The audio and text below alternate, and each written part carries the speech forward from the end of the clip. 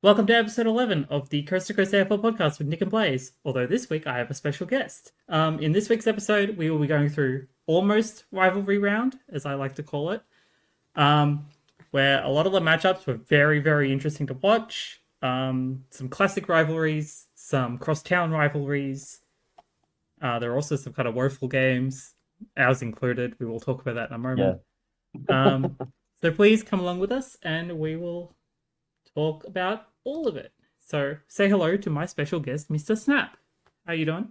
Hello, I am SnapJack. I'm your fill-in Western Australian for the week because we still need to keep the coast to coast name. For some reason, it's just the West Australians that I seem to grab.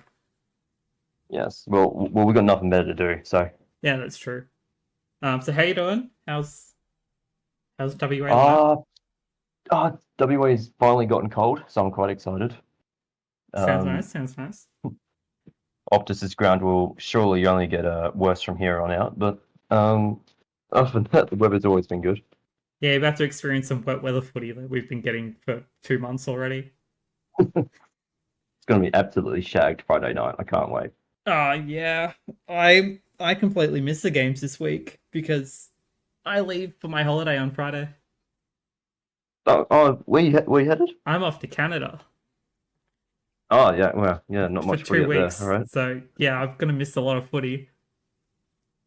Check out some of the local amateur leagues while there if you have time. Oh yeah, and like I have access to Foxtel Go, so I'll be able to watch stuff over there as long as I have a connection. So I might be able to watch a couple of games. Unfortunately, I'm definitely going to miss Dreamtime because I'm going to be on a plane coming home when that happens. That's right. This week's in the Nicole Douglas round, isn't it? Or the first 2 weeks. Oh, is that next week? 2 weeks. 2 weeks. Although it's split into two. It's split into 2 rounds, isn't it? Yeah. So it could start next week. I can't remember when the first one actually is. I think it's Dreamtime round and then the round after. But Dreamtime round and then okay, yeah. So there's we're in the ballpark. 2 sort of weeks. Yeah. Because I know this week. I know this week we face the Doggies, and then next week we face the Lions. And then for a footy podcast, we sure like are guessing a lot. I know, right? It's not like I have links that I have access to. Yeah, so I literally don't. I have the fixture open in another tab. I'm just not looking at it. Yeah, neither am I. I mean, speaking of these games, should we talk about Showdown 55? Showdown 55. That was yes. It was a game. Adelaide versus Point Adelaide, isn't it? Yes, that is correct. So the scoreline was 12-6-78 to 5-18-48. That's insane, by the way. Port really kicked themselves out of it. I feel the need to point out. I saw of those 18 behinds, only 4 of them are rushed. Yeah, which means they were just inaccurate. It's just it's an insane inaccuracy. I know. I wish I had this graph now, but I can't find it anymore. But it was a comparison of every shot both teams took the entire night, and you could see all of Adelaide's inside 50s were consistently hitting the center of the forward 50, straight down the corridor, having excellent shots at goal and not really ever missing. They're all too often. And then all of Port Adelaide's forward inside 50s, they're always hitting the pocket or just like the very border of the 50 and just constantly missing. I feel it's indicative of just like their entire game plan is just crumbling around them. Well, it's either a positive attribute to Adelaide's defense, which has clearly improved as the season's gone on, or it's attributed to Port's offense just being really bad. I only got to see the last 2 quarters of the showdown, unfortunately. But from what I could see, I'd attribute that to Adelaide's defense because they were basically forcing Port Adelaide to take those options every time, options which they knew that wouldn't work out for them. Yeah, because a lot of Port's like tall sharpshooters, straight shots, they really struggle to hit from a pocket. And honestly, Adelaide's cooking. I'm loving I love watching them at the moment. Absolutely, and they don't even have like Thilthorpe back yet, who's their second best forward. So they only have positives to go from here. I genuinely think they're a top 8 side if they keep this up. Oh, that is a big call. I'll stand by that. Hey, we like big calls here at Coast to Coast. So we'll talk about the showdown medalist and Jake Saligo, who has been getting so Deserved. much better every week. They've been putting him on Very ball, and deserved. he's just been getting huge numbers. So 28 touches, 71% efficiency, 15 contested possessions, 4 inside 50, 6 clearances, 4 score involvements, 10 tackles, and 31 pressure acts. He was pretty much all over the ball. Like, you couldn't get him off. I'd like to pretend you've got these memorized. No, I'm definitely looking at my notes. Definitely looking at the notes. No, it was a fantastic game for Saligo. And is that his first showdown medal, or is he returning one? I think that's his first showdown medal. I His think first Port one. won. It was Oh a no, very I know good, Adelaide have won 3 in a row now, but I can't remember who last year's medalist was. because Adelaide's actually winning the head-to-head now Yeah, officially. they're 28-27. It's no longer a draw. Which is I'm sure a very big bragging rights down south. But Absolutely. Well, I mean, next to talk about is Mr. Isaac Rankin, who finally decided to put the kicking boots on. yeah.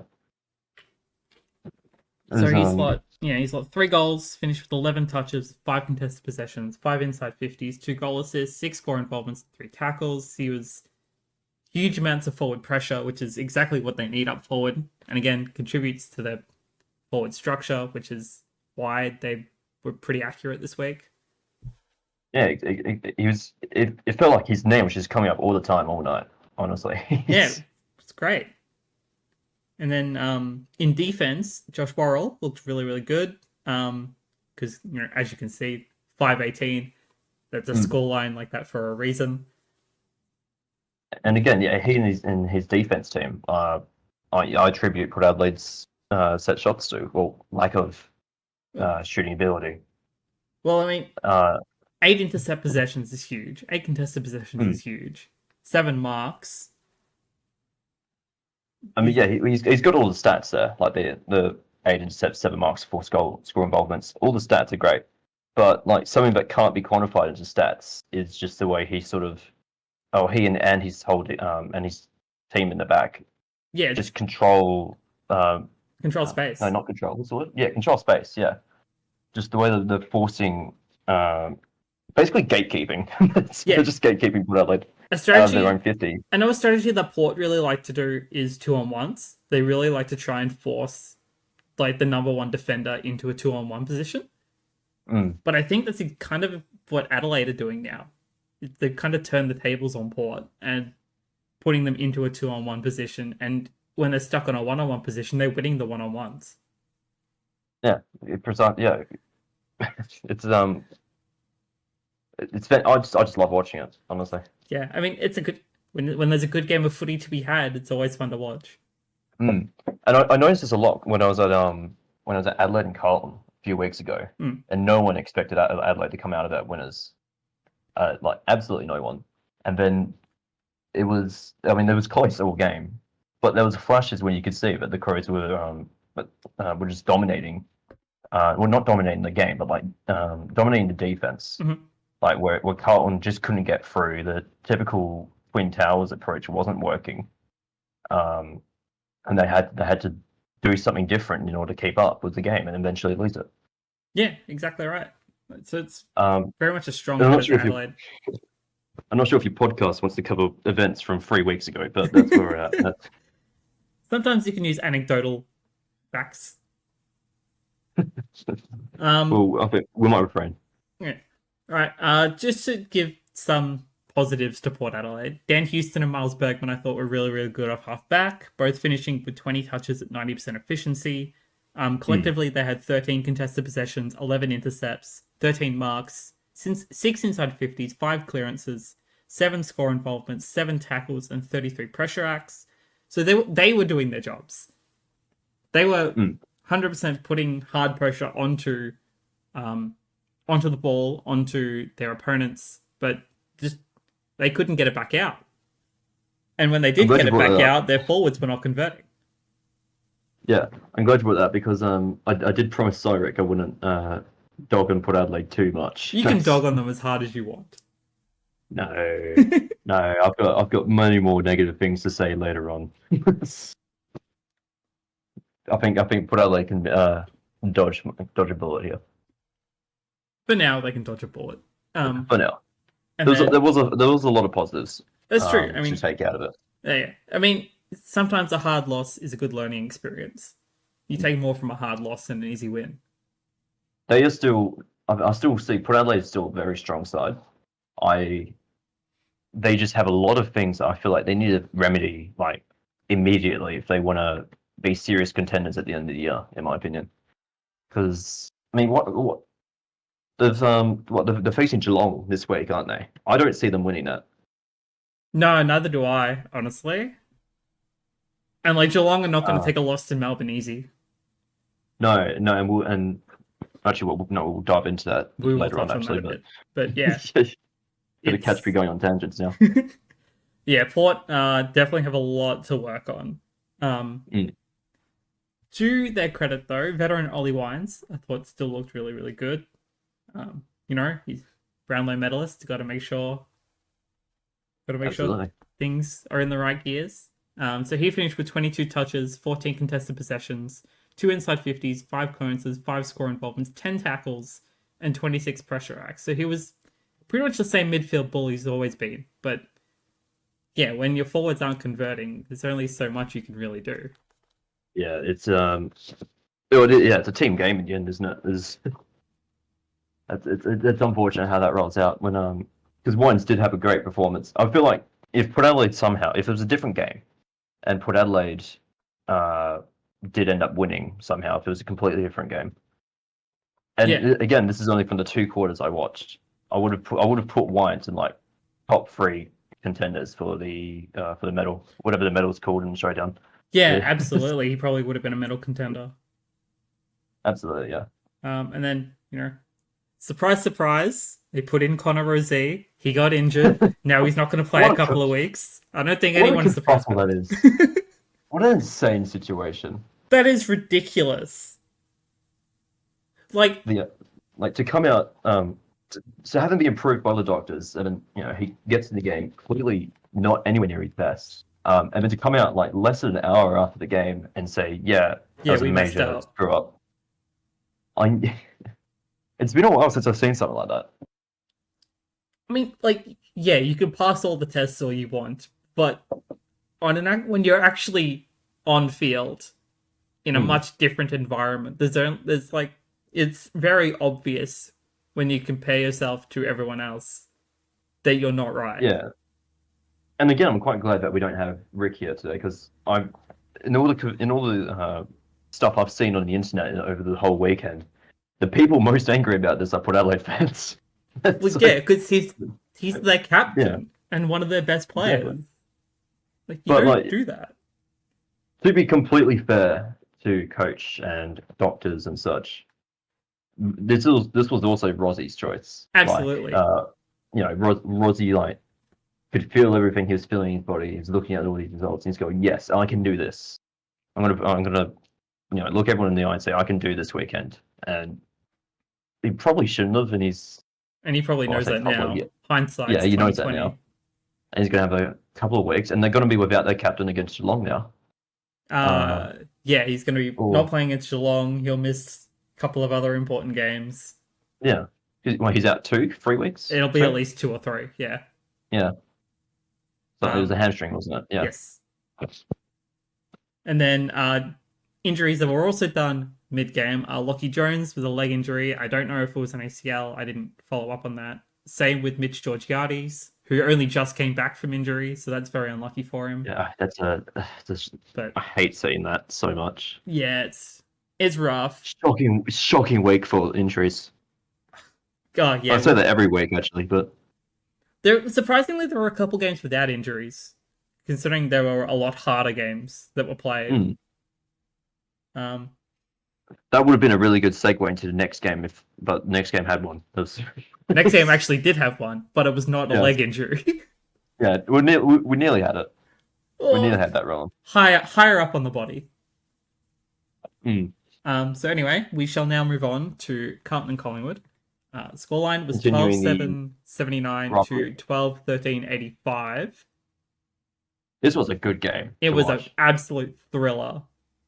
and 88,000 people agree. So Hey, I mean, like Carlton and Collingwood are always going to draw a big crowd, especially when they're both in form. but this is the biggest crowd those two teams have ever drawn. Actually, I saw that today. In terms of a regular season game, I think it is actually. For home and away, yeah. Yeah, I think it's only finals that they might have drawn something bigger. Well, yeah, the biggest ever crowd for a game was Carlton Collingwood in a grand final, which was sometime in the 70s.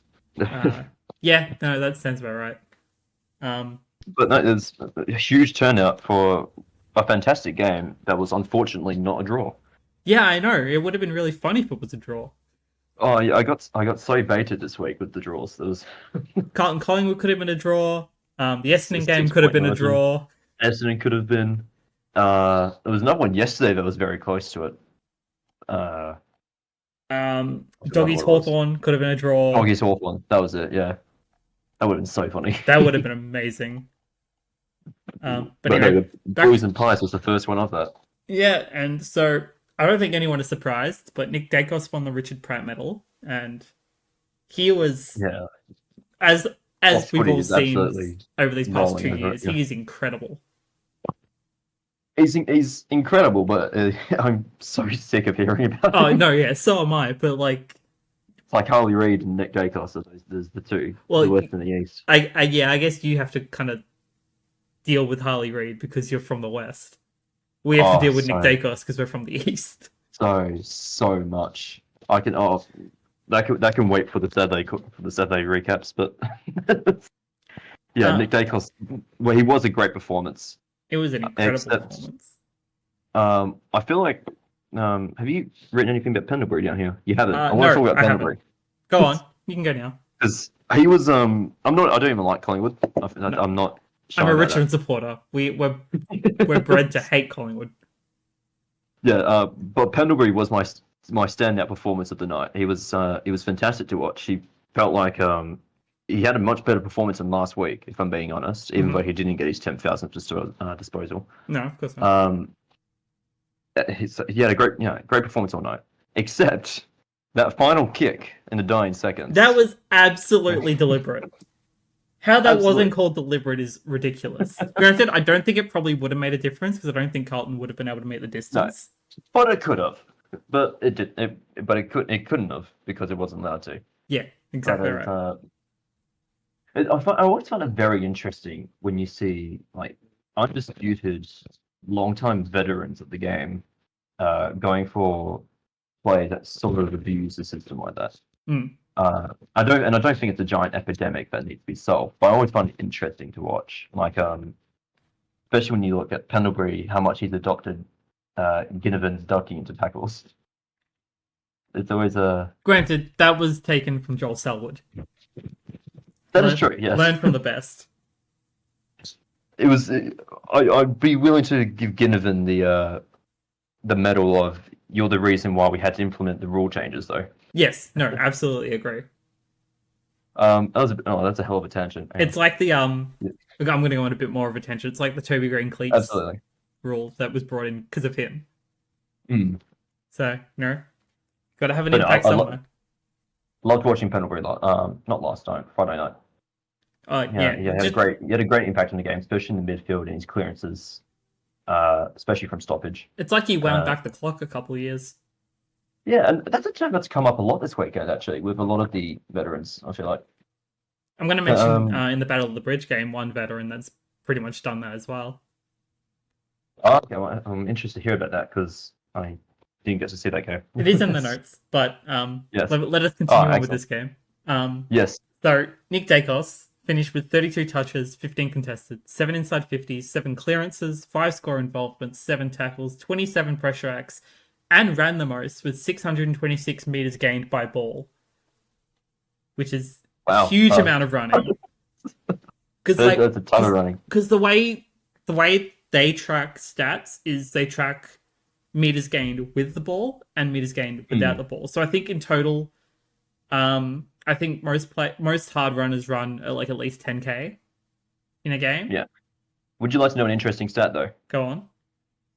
So Nick Dacos obviously 626 meters gained. Yeah. Didn't even break the top 10 for the round. I know, that's ridiculous. which is crazy to me because he was beaten by Nick Newman for Carlton. Yeah, he was. By he was quite comfortably. I think he got what, like 700 and 783. Which 783. I'm going to touch We might on. be looking at the same slides.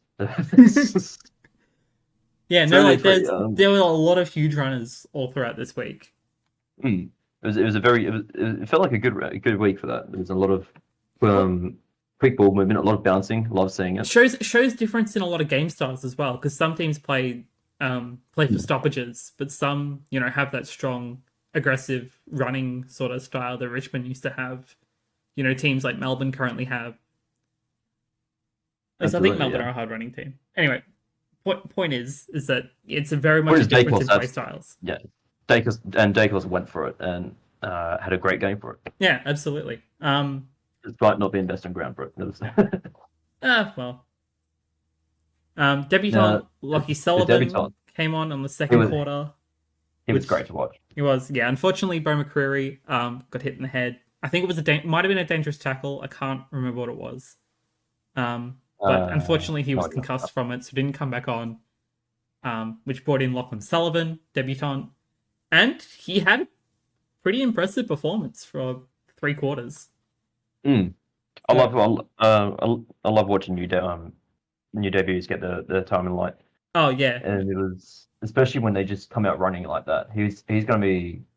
I hope he gets into the 23 for next week. Debutant midfielders and debutant forwards, I really like watching the most because it's very hard to kind of judge a debutant defender because of just from one performance. Yeah, especially when you're against such prolific forwards and hard midfielders. And for defenders, for new defenders, I feel like it takes longer for them to sort of learn how it works at AFL level. Yeah, absolutely.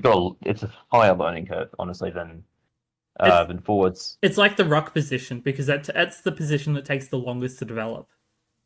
So it's very similar to watch. He had a great 3 quarters, and I'm looking forward to seeing it develop. Absolutely. So he finished with 10 touches at 80% efficiency, 6 contested possessions, 4 clearances, 8 score involvements, and 5 tackles. Very strong, taking over Bo's position. And credit where it's due. I think they found another good gem. Yeah, they needed one of those, didn't they? They were struggling. Oh yeah, I know, right? It's not like they have both Dacos. They have a ton of other players. Oh, they have Dacos. I didn't hear anything about I know. But that's not even the Dacos I'm talking about. They have the other Dacos. Yeah, they should talk about both of those guys more often. I don't know anything about them. I know, it's not like it's in every single day of the paper. Yeah. And online. And Pendlebury has a background in basketball. I also did that. I know, I had no idea. Learn something new every day. That at some point. Yeah. Right. Jack Crisp also had a really, really good game. 23 touches, 17 contested possessions, 4 inside 50, 10 clearances, 5 score involvements, 8 tackles, and 29 pressure acts. Another strong midfield bull. Again, I hate to talk on Dacos more, but they have a lot of really, really good I think their midfield is probably their strongest point. Collingwood. Yeah, they link. Yeah, I'd agree with that. They link up so incredibly well. It reminds me of when GWS is playing at their best. Oh yeah, their midfield is insane. And it's taken a while for them to get off the ground running this year for some reason. But the midfield for Collingwood was one of those components that even when everything else wasn't coming together, the midfield was going well pretty much in every game I've seen them play this year. It might have been a positional change sort of thing, and they just never cracked why it wasn't gelling again until recently. I don't know, but they've just been hung over for 6 weeks. There was also that. Hey, premiership hangover is not a bad thing. Yeah, we had one in 2020. 2021 actually. But you just had to slip that in, didn't you? Like, oh yeah, well, Richmond. I mean, it was also partially, the second half of the pandemic, but we don't have to talk about that. We don't, but you do anyway. Sometimes it's a bad habit to bring up premierships. He can't help himself. He has to bring up the premierships. Yeah. I'm sorry, what premierships? Look, we got the actually, no, we didn't get the Derby Cup, did we? No, you didn't. Yeah, we both lost to West Coast, remember? So depressing. Right, I will admit, when I brought up Newman earlier, I didn't see that you had an entire dot point for him. I did have an entire dot point for him. He was best on ground for Carlton. He was, yes. I I did not realise we had a point from. No, that's fine. Yep, I'll let you rattle off some No, numbers. yeah, I'm gonna run through it. So he had 32 touches at 84.4% efficiency, which I think was the highest in a game for anyone over 15 touches, off the top of my head. It's impressive. 7 contested possessions, 9 intercept possessions, 10 marks, 4 inside 50, 6 score involvement, 6 tackles, and beating out Nick Dacos in 783 meters gained. An insane stat, just in every sense of the word. Absolutely, like he is probably he's probably their leading best and fairest at the moment. Because I think he's the one that we've been talking about the most, because I think he's stood out the most. It's either him or it's Hewitt or it's their captain. Sam Walsh has had a great season so far after coming back from injury, but missing the first couple of rounds probably hasn't helped him in terms of their best and fairest. It does hurt the best and fairest chances, but it's we've still got 3/4 of the season to go, so we'll see how that goes. But what about 14 rounds left? No, hang on. 16 rounds left. We just did round 8, didn't we? Yeah, 16 rounds because there's 24 now. Oh, okay, that's 2/3. There you go. I can count. Yeah, so can I. We're doing well. George Hewitt. George Hewitt, yes. George Hewitt, great contested game. 30 touches at 80% efficiency, 17 contested possessions, which is near like 50-something%, 56%, I think, contested possessions out of 30 touches. Again, maths is not my forte. Anyway, 6 clearances and 5 tackles. Harry Mackay, does his job as a forward, kicking 4-1 from 13 touches and 7 marks.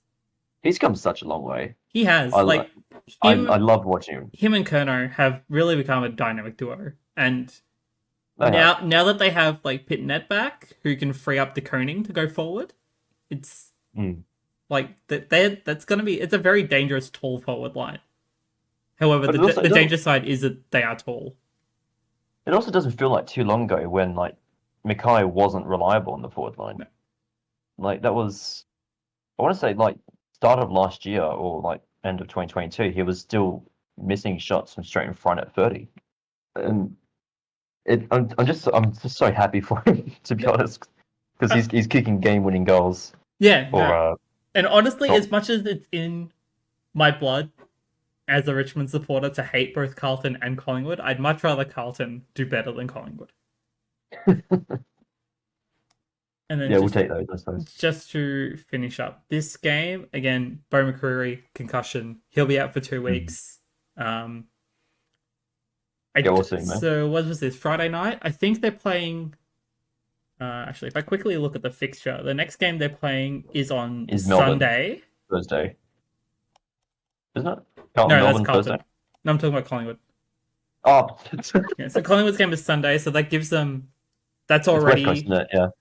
That's already a 9-day break there. So he'll only miss 1 match because it's 14 days. Which is actually a pretty good turnaround, provided he passes all the tests, of course. Yeah, it's gotten pretty lucky with that. So he'll be back for I think they have the Crows the week 10, after, don't they? Which they they have the Crows the week after. So that'll be an interesting game. I can't wait to watch that. Because I know I'll get the tip wrong no matter what I do. Oh. Yeah, honestly, with how my tips are looking at the moment, sitting last on the ladder, it's not great. I didn't want to bring that up, but I have noticed that. Normally, I bring it up at the start of the pod, but I'll bring it up now. I'm currently on 40, and in our comp, it is dead last. I've had a shocking week, mate. Honestly, I got 4 last week, all because I switched my tip to Richmond again at the last second, even though I knew I shouldn't have. I'd like to make fun of you for that, but honestly, I can't. I can't fault it. I mean, you would have tipped Freo anyway. You're a Freo supporter. Yeah. But like, so I've tipped against him this week, but we'll get into that. We will get into that. But yeah, like I missed the doggies because Hawthorn won. I missed Brisbane. I missed Gold Coast because Brisbane won. Obviously, I missed Richmond. You and me that went to Gold Coast. Honestly, it wasn't a bad idea of a tip because, again, Well, Brisbane haven't looked all that I can good. say They can't win at the with the Gabba. safety of retrospect. I think it was. Yeah. Well, hindsight is 2020. Yeah. Should we get into a different derby though? The Battle for the Battle of the Bridge. Bridge, which doesn't involve a bridge because it's Western Sydney, but Yeah, like we can forgive that. where these teams are located is beyond the bridge. I Granted, love that. according to Kevin Sheedy, like the name Battle of the Bridge doesn't even relate to the Sydney Harbour Bridge. It relates to the Anzac Bridge, which I think is on the other side. Yeah, that makes sense. So I don't know. Maybe it is I would say though, related to a bridge. This is one of two games I didn't actually get to watch this round. And I know exactly two things about the Sydney GWS game. One of them is that the Giants lost. Do you see? Yes, that's true. Do you and see the other one is that any of the socials that these two teams make against each other? I follow GWS specifically for their socials. I know their social media team is so good. It's fantastic. And that's also why I know that they misspelt Melbourne on the banner. The other important bit. They made the Sydney media team. Let me actually bring it up on my phone just whilst I remember. They made a post, saying that they beat GWS. But I'm pretty sure that what they actually wrote on it was the Canberra Giants. Oh yeah, there's been a lot of that. Yeah, I found it. I'm just gonna bring it up to the camera, but the team from South Melbourne beat the team from Canberra in the Sydney Derby. We love it. Yeah, see, there you go. Sydney Swans versus the Canberra Giants. A fate worse than death. They're honestly, their social rivalry is so much better than any other rivalry in the comp. Oh, it's great. I mean, this was only this is a derby that's only in its infancy. I want to say it's like high 20s. Yeah, because GWS and Gold Coast were the latest two teams to be added, so they're the newest rivalries. Yeah. But they've honestly been kind of, as much as I hate to say it, it's kind of been better than the showdown in some cases. It's already a really good rivalry. Like the amount of finals these two teams have played against each other as well. Yeah, absolutely. Has developed into it's such a good rivalry to watch, and I think I might have to double check this. This was the highest attended Battle of the Bridge. I believe that is true. Hang on, I'll verify that right now. Whilst you're looking for that, I'll start rattling off some numbers. So the largest ever. Oh, yep. You go first. Scoreline was 14-14-98 to 10-9-69. The cup is called the Lifeline Cup. I believe. I don't know what exactly it's named after. I assume Lifeline, the company, org? yeah. Oh, charity.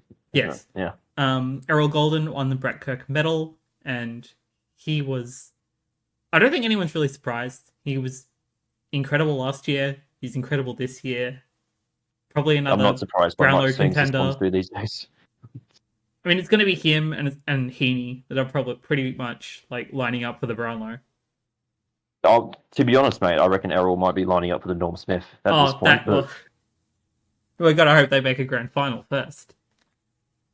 The chances are pretty high, honestly, but we'll see how it goes. Yeah. Yeah, you don't want them to hit horror injury runs and that all crumble.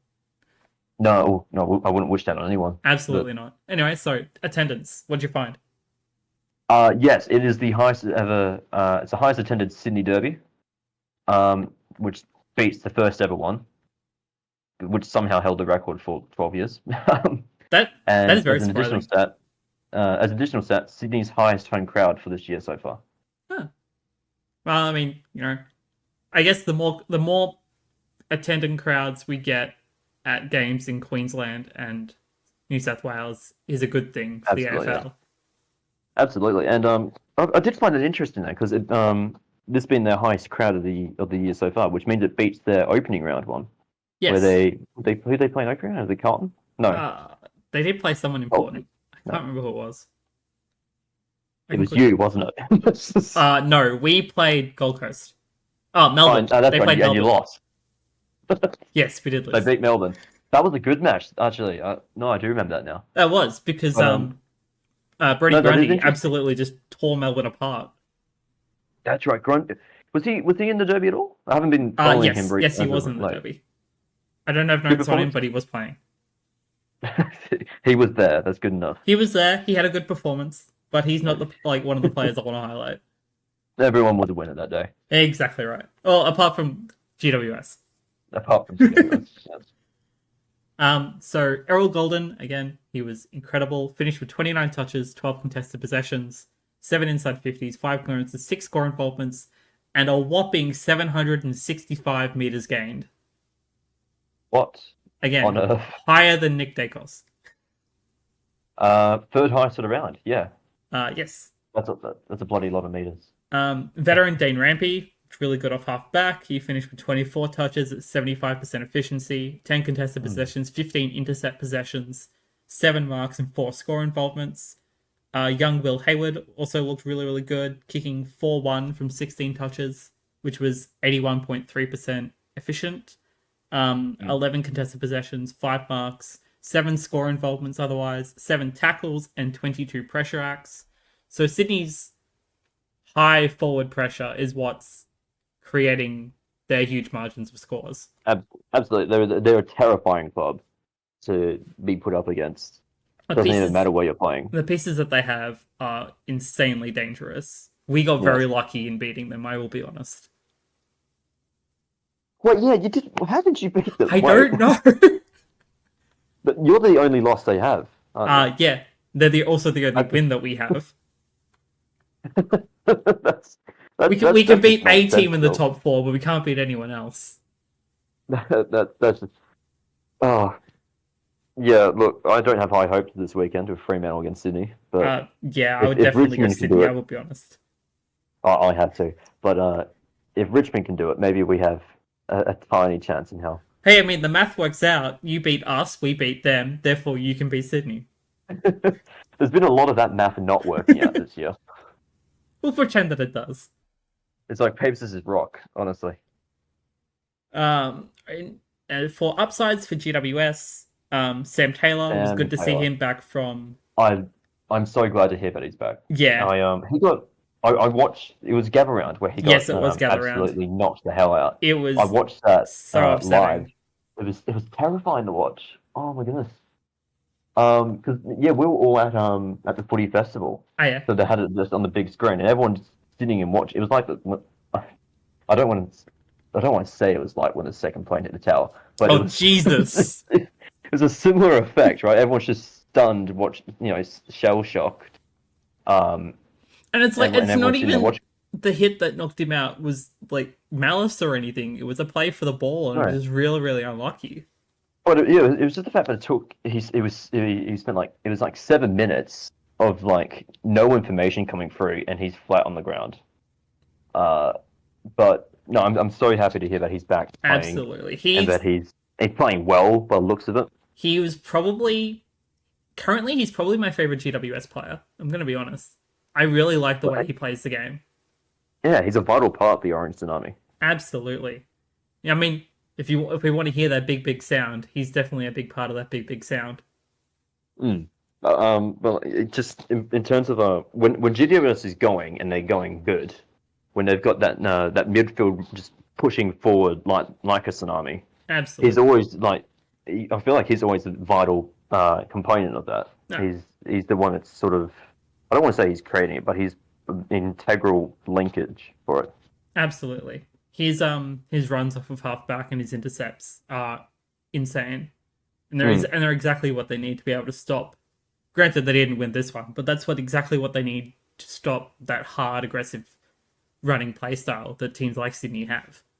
Absolutely, but this makes, I want to say it's 2 losses in a row for them now, isn't it? Because Carlton was last week. Yes, they did lose to Carlton. Yeah. But there's there's still some upside, especially with Sam Taylor. He finished with 11 intercepts and 7 contested possessions from 14 touches.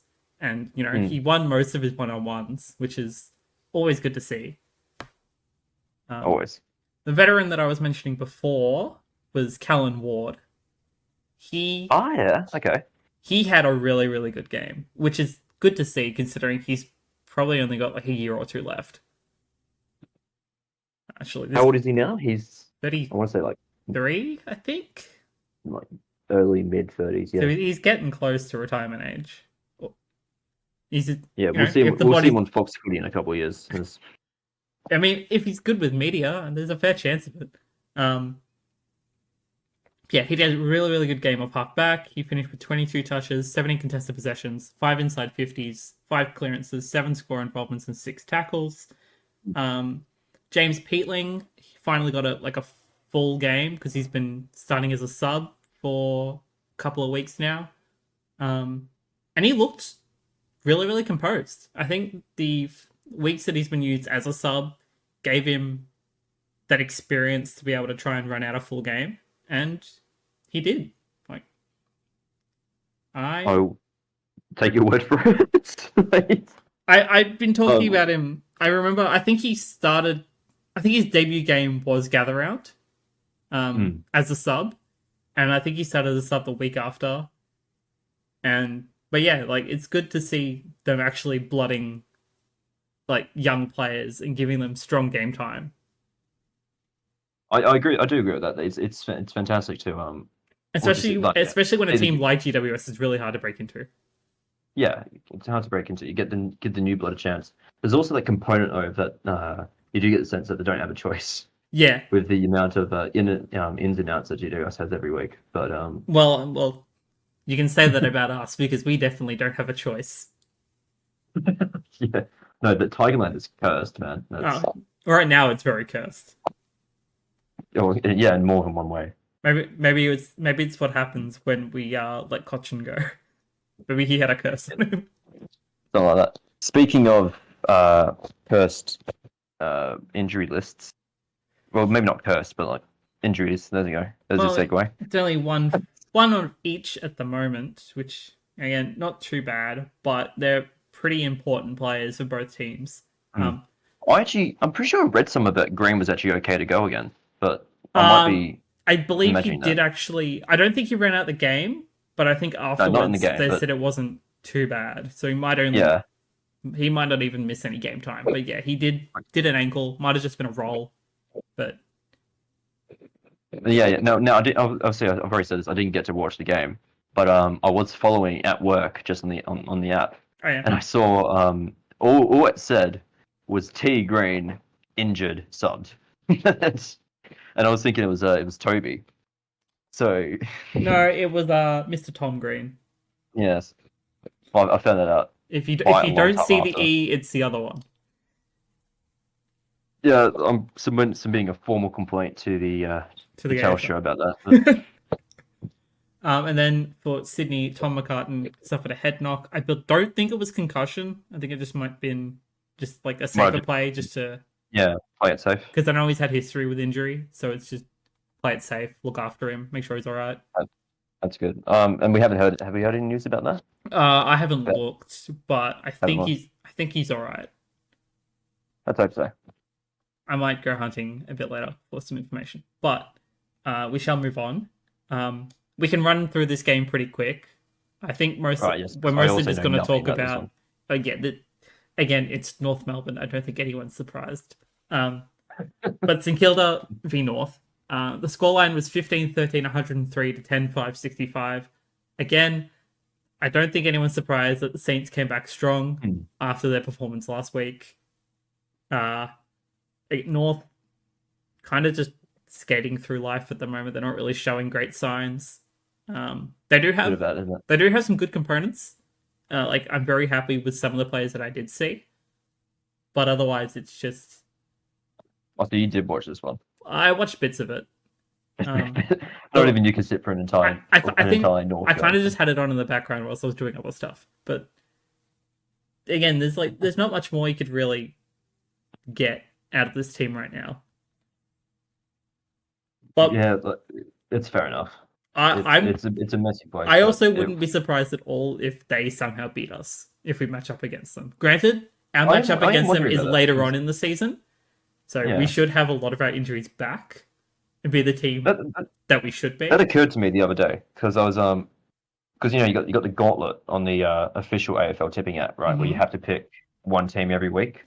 Yeah. So I was thinking about when am I going to tip North Melbourne? When is North Melbourne going to get a win? Surely they can't go the whole year without a win. Surely not. Theoretically, if they were to play us right now, they would probably beat us. But because we don't match up against them until later on in the year, I think we'll have our injuries back and we should be fine. They beat Fremantle last year, which was a cause for much laughing stock.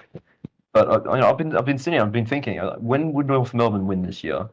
And the answer is I don't have an answer. It's a hard list to judge.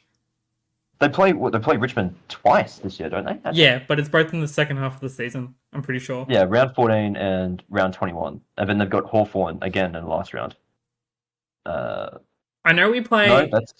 No, that's not true. Never mind. I'm pretty sure... I know we play St Kilda twice, because we play St Kilda later in the year. They've only got Richmond once. Okay. I think we play Brisbane twice, maybe?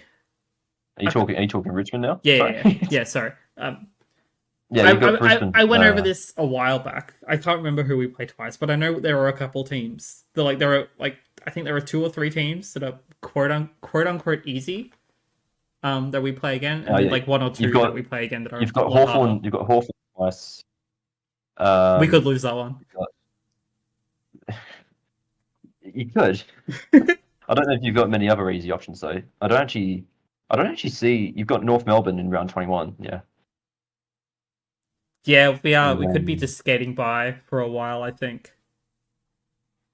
I know Iblis thinks that we'll beat him in Dreamtime, but honestly, with the way that we currently are, I don't think we have a chance. But that's actually the only double up I see, actually, in the rest of your season at least. Well, considering there are 18 teams and 24 rounds, there's definitely a couple more. And buys as well. Yeah, coming up, which would be an interesting period of time. That'll all be discussed later. So anyway, back to the game at hand. Sorry, that was a hell of a tangent. Sorry, St Kilda and North Melbourne is just so boring, isn't it? Yeah, it was a pretty boring game. We haven't even reached the most boring game of the round. No, we haven't. So I'm just going to quickly just rattle through some players that I thought were noticeable. Isaiah Wanganeen-Millera, I thought actually really stepped up this week. Finished 29 touches at 86.2% efficiency, 7 marks, 4 inside 50, 6 score involvements, and 623 meters gained. He was 3 meters under Nick Dacos. Which is... Yep. I'm just going to keep comparing to Nick Dacos. Yeah, we can keep that up, yeah. I'm down. Someone who did run more than Nick Dacos was Jack Sinclair. He was best of field with 33 touches, 13 contested, 9 marks, 7 inside 50s, 8 clearances. He kicked 2 goals and a behind. 8 score involvements, 7 tackles, 26 pressure acts, and 642 meters gained. Yep, I've got him down for, he was tied 7th for the round with Peatling. Yep, I believe that's correct.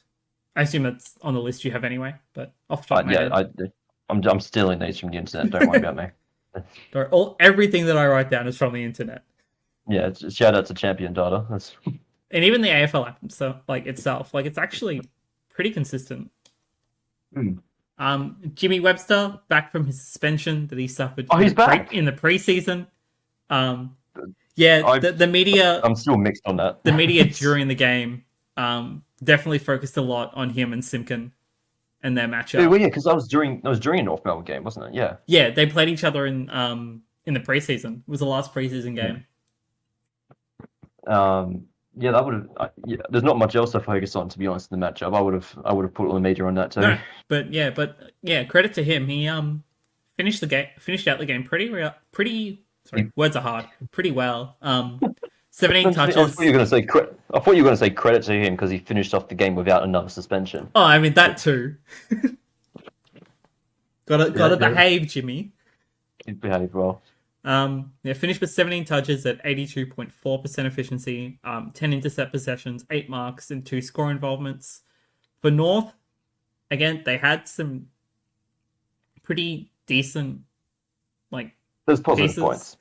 Colby McKercher, I thought, looked really good in the middle. Finished with 30 touches at 90% efficiency, 7 contested possessions, 8 intercepts, 3 marks, 3 score involvements, 15 pressure acts, and 579 meters gained. Less than Nick Dacos, sadly. George Wardlaw looked really good. It's always good to see one of the actual young prospects standing up. Most of the weeks we talk about Sheasel because he's kind of their rising star. He's the one that's of most note and worth talking about, like Nick Larkey, for example. Mm. So it's good to see Wardlaw having a much more impactful game. Finished with 22 touches at 73% efficiency, 10 contested possessions, 5 intercepts, 3 inside 50s, 7 score involvements, 4 tackles, and 15 pressure acts. That's a And good then, game. yeah, it's a pretty solid, complete game from him. And How many seasons is Wardlaw in, actually? I think this Is is it his second. second? And then I think it's third for Sheasel. I mean, like, cause it's so easy to dog on Because I North think Melbourne's Sheasel rebuild. was the 2021. Oh, sorry, he was the number 1 draft pick from the 2020 draft. And That then sounds about right, Wardlaw yeah. was number 1 draft pick from 2021, off the top of my head. Yeah, but I think he did a VFL season, maybe. Oh, no, sorry, actually. 2021 draft and 2022 draft. I had them a year behind. Ah, I see. Math did not math. Wait, let it be known, this is not a maths podcast. We'd have to bring it up again. True. And then I thought Tristan Xerri looked really, really good on the ruck, which is actually really good because it's really hard to find good ruckmen in bad teams. I thought he matched up really, really well against Rowan Marshall. He won the hitouts 40-20, whilst also finishing with 19 touches, 16 contested possessions, 8 clearances, 3 score involvements, 11 tackles, which is good for a big man, and 24 pressure acts. It's a pretty great performance for Ruckman, especially those hitouts, actually, compared to because Marshall. Marshall's pretty much a veteran at this point. Like I don't think he's been the number 1 ruckman the whole time whilst he's been at St Kilda, but since becoming the number 1 ruckman, he's done a hell of a lot of work. So it's really hard to actually, for like an opponent to beat him unless you're like, Max Gawn. Speaking of Max Gawn, we're about to talk about Melbourne. Speaking of Max Gawn, Max Gawn obviously with the best goal of this game, right? Yeah, fellas? I don't know. I believe there was a Bailey Fritsch goal in there somewhere. Oh, was there? I haven't heard about it. I mean, it wasn't like it was a clutch goal that gave him the win or anything. No. And it wasn't like it was an amazing dribble from around the corner. No, it's not like it was probably goal of the round. No, I will admit I did vote it for goal of the round for Fritz. There was. Yeah, I would have as well if I bothered to actually do it. Oh, I do it every week, mate. I just forget about it. I just don't bother because too many things to keep up with in a week. No, it was a fantastic goal, and I've seen a lot of people say it gave them the win. I'm not entirely certain if I agree with that, but it came in a clutch period. It probably gave. It was definitely the sealer, but there were definitely more moments. And it definitely sapped the energy out of Geelong. Yeah, which was the important bit. I mean, granted, like when you look at Geelong at the moment, Hawkins has not kicked a goal in 3 games. Yeah, that was something I actually wanted to bring up was the Geelong forward line. I don't want to say it was completely shut down because they did have some moments, but it was actually kind of really fascinating how ineffective they were rendered by whatever the hell Melbourne was cooking up Saturday night. Well, I mean, you've got Stephen May down there. You've got Bailey Lever, Jake Lever. They are probably the 2 best key defenders in the game at the moment. I need to watch more Melbourne games. Honestly, obviously, credit to to Sydney and to GWS, and actually they're the only other 2 teams in top 4. Credit to them because they also have really, really strong backlines. But I think May and Lever are the best defensive duo in the comp right now. And I hear a lot about May. As far as I'm aware, the stats kind of live up to that. Well, yeah, that's why I see these dot points coming up that I definitely haven't picked up. Well, I don't have a note on Lever, but I definitely have one on May. Yeah. So first of all, we'll talk about Clayton Oliver. Best on ground. Yes, he was. I have a 50-50 kind of weird relationship with Clayton Oliver because I don't really like him as a player, but boy, can he play. Yeah, righto. It's what's he? You've got me curious now. Actually, I'm going to interrupt your stats for a bit. I want to hear about this. It's more about the whole sort of off-field drama that he had because it's like I Might have missed this actually. There was a whole big thing about him kind of being very into drugs and having a very, very Yeah. messy off-field life, and it's why he was having so many issues with Goodwin and actually like trying to get into the team. That makes sense. It's not as funny as I was hoping. No, sadly, it's not funny, but No. and that kind of attitude that he had is why I'm not really a big fan of him. But watching him play, he is incredible. Like you can't doubt his just his workload and how he works. I can't argue against the numbers that you're about to start rattling off. No, like 31 touches at, I'll just say 81% efficiency. 71. No. 80.6. Get it right. That's fine. I'll be specific. 80.6. Thank you. 17 contested possessions, 9 intercept possessions, 7 marks, 4 inside 50s, 4 clearances, 8 score involvements. Which good. Is what? They had 24 scores? 10, 14, 74 to 9, 12, 66. Yeah. So, yeah, that makes sense. 4 tackles. Tackling isn't Tackling isn't his strong suit, but the fact that he has 32 pressure acts... That's an insane number. That is. Because it means he's impacting majority of the contests in the midfield. Precisely, yeah. Because again, it doesn't necessarily have to be a tackle. It can be like you get a hand to a ball, somehow punch it away, that sort of thing. I honestly don't know. I'd like to see his heat map for the night. I haven't had a look. Because I think they don't upload the heat maps until like later in the week when there's less of a workload on the app. But yeah, I can imagine he was pretty much all over the ground. Yeah, exactly. Yeah, it's pretty much my thinking. I would be dead. To be honest, I would not have the stamina for that. Yeah, I have no idea how much he ran, but it would have definitely been like close to 10K, I reckon. Stephen May, as we mentioned before, is really, really strong in defense. I'm pretty sure if I may quote the notes you've written a brick wall. Yeah, he is pretty much a brick wall. Everyone listening in knows this. He's built like a brick wall, so he pretty much is a brick wall. Finished with 25 touches, 96% efficiency, which is very similar to Nick Vlosten's game a couple weeks back, where I think he had close to 30 touches at 100% efficiency. That's one of the best games I think I ever saw from him, which is insane to say when he's won in 3 grand finals. 13 marks, 7 score involvements, and 544 meters gained. So for a big man, he was doing a lot of running. Now, well, this is important actually. Can you tell me if that's more or less than Nick Dacos? It's sadly less. It would have been funnier if it was more, I'll be honest. No, it's not a good performance then, is it? It's a strong performance. No, it's the most important stat, as everyone knows. Yes, absolutely. It's arguably one of the stats that'll win you games. Yeah, fair enough. Because if you're running more, it means you're, either with or without the ball, it means you're trying to have more of an impact somewhere, right?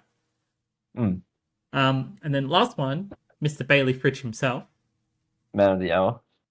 Finished with 12 touches. Being a forward, you don't expect to get a huge amount of touches. But 12 touches at 75% efficiency and 5 contested possessions is still really good for a forward. 6 marks, a 3-1 scoreline. Yeah, exactly right.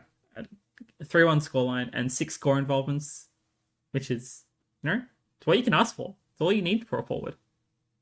Yeah, so just to clarify, between 2 players, we've got 14 of the 24 score involvements for a single team. Yeah, and that's not even like that's just 2 players. That's a midfielder and a forward. That's not even all of their forwards. Yeah, haven't even touched Atkins yet. Oh, well, Atkins is a Geelong player, so yeah, that's that's why I haven't touched on him yet. Yeah, just shoot me in the back of the head. Honestly, Anyway, Atkins. I'm okay. Yes, Atkins for Geelong. Tom Atkins, my favorite Melbourne strong player. Underrated game. I thought he actually was pretty underrated this week. Like, I know he does get a lot of praise from within Geelong and from a lot of the Geelong community, but I think in terms of the wider AFL audience, I think he's fairly underrated for this team. So he finished with 22 touches, 16 contested possessions, 7 intercept possessions, 2 inside 50s, not 22. 5 clearances, 5 score involvements, 11 tackles, and 23 pressure acts. which is exactly what you asked for a game for a player in his sort of position. I believe he's a mid forward, mid back. I think he's a mid back. That sounds about right. I think. I can't remember if he's. I thought he was in Melbourne, so I'm not sure if I'm allowed to speak about that. True. Tyson Stengel was very, very lively up forward. He collected 2 goals from 13 touches, 5 contested possessions, 4 marks, 6 inside 50s, and 17 pressure acts. Again, that's the sort of stuff you ask for a small forward. Mm. And then a good performance again when you're up against people like May. Yeah, absolutely right. And then Max Holmes, who was matched up against Jack Viney for most of the night. A really, really hard player to play against, for note. Tough ask for anyone. One of the toughest blokes in the AFL until you see him flat on his ass like after Sydney Stack put him down. That's a 2018, 2019 moment there. It was a good game to see. Half a decade. Anyway, Max Holmes finished with 31 touches, 7 contested possessions, 8 intercept possessions, 9 marks, 6 score involvements, and 695 meters gained, which is more than Nick Dacos. For those playing at home, that's the 4th best of the week. I should have made it. I should have made an overlay for that.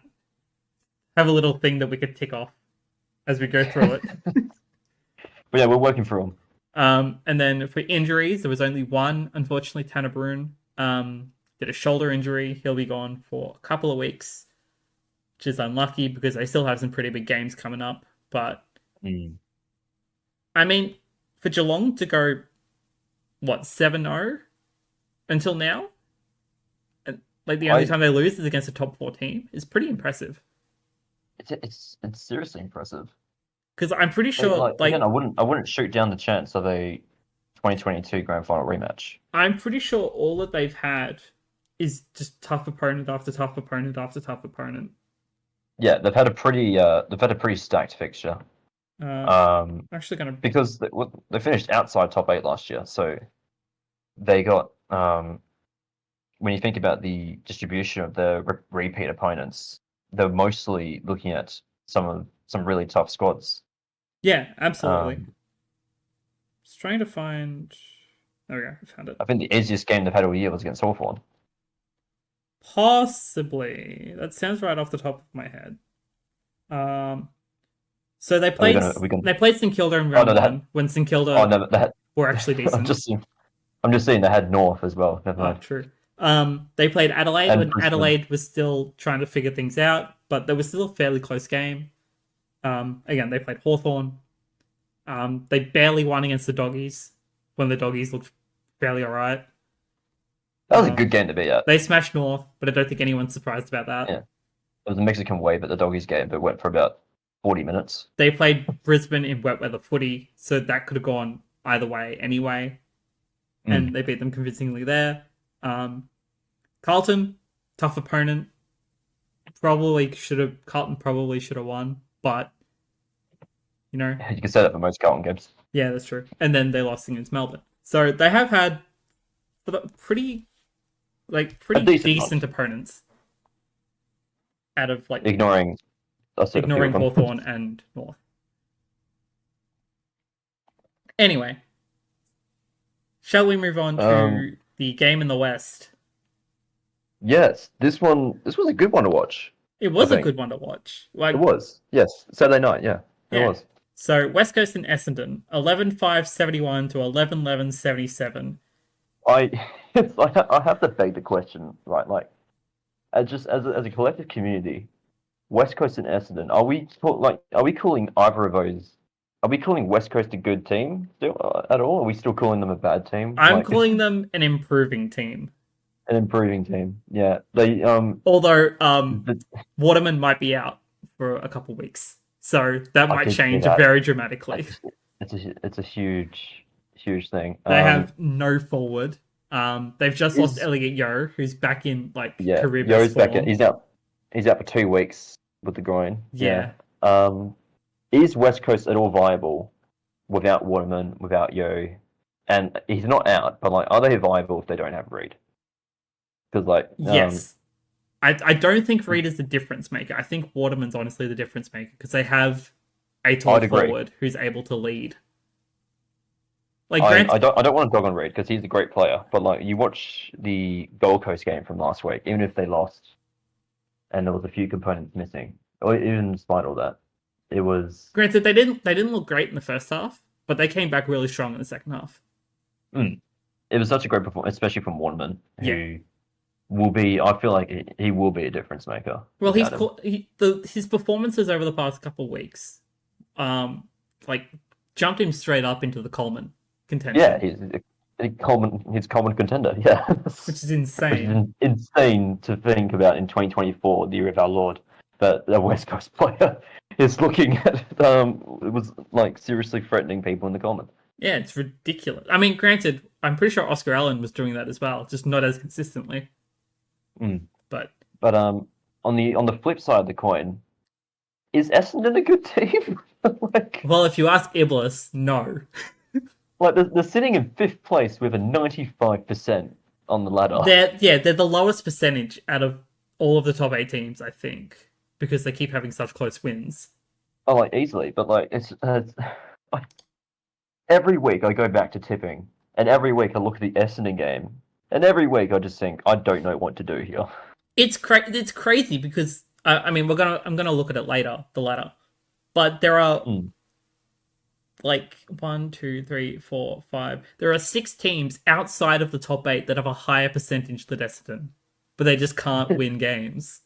My favorite stat, yeah. It's crazy. It would have been even funnier if all of the teams outside the top 8 had a higher percentage than Essendon. Sadly, there is a timeline where that happens. There is a timeline where that happens, but that also means North Melbourne would have to win games. No, it means that there's a timeline where there's 17 clubs in the league, and North Melbourne's a VFL team. So maybe North Melbourne and Tassie should merge. we're halfway there for the AFLW, so. I'm gonna go on a slight tangent here. What if North Melbourne and Hawthorn were to merge and become the second team in Tasmania? Because they both are sponsored by Tassie and play games in Tassie anyway. I would be opposed because that's a lot of history lost, but and again, this is something I might have brought up again later on. The Tasmania having a natural rival is would be a really good thing. The issue with that though is that Tasmania is so small. Is there going to be enough there to be able to add another team down there? Is there enough infrastructure? Maybe. We could bring this up later if you want. I mean, yeah, we'll probably talk about this later. But you've got to. I guess the best way to compare it would be to look at Adelaide Oval and Optus, and how there are 2 teams in there, but they're also kind of bigger states. Oh yeah. Granted, majority of WA is just desert, but granted, in both those cases, both of those teams are from the same city. Yeah. So it's like Hobart has a bit of a more natural. I mean, Fremantle is technically just down the road, but in the same way Geelong is, but yeah, but Geelong also have their own stadium down the road. You say as if it's not a 2-hour train ride, but yeah, I mean it's an hour drive. I have experienced it. It's a fun drive. I'll give you that. It depends on if you're in the back of an Uber that costs $100. That was Uber an experience. It sounds like a hell of an experience. Anyway, West Coast Essendon. Yes. No more tangents. Or the not draw. The potential draw. The draw that should have been. The draw, but one of the 2 draws that should have been. I was robbed. We'll start on the positives. Nick Martin.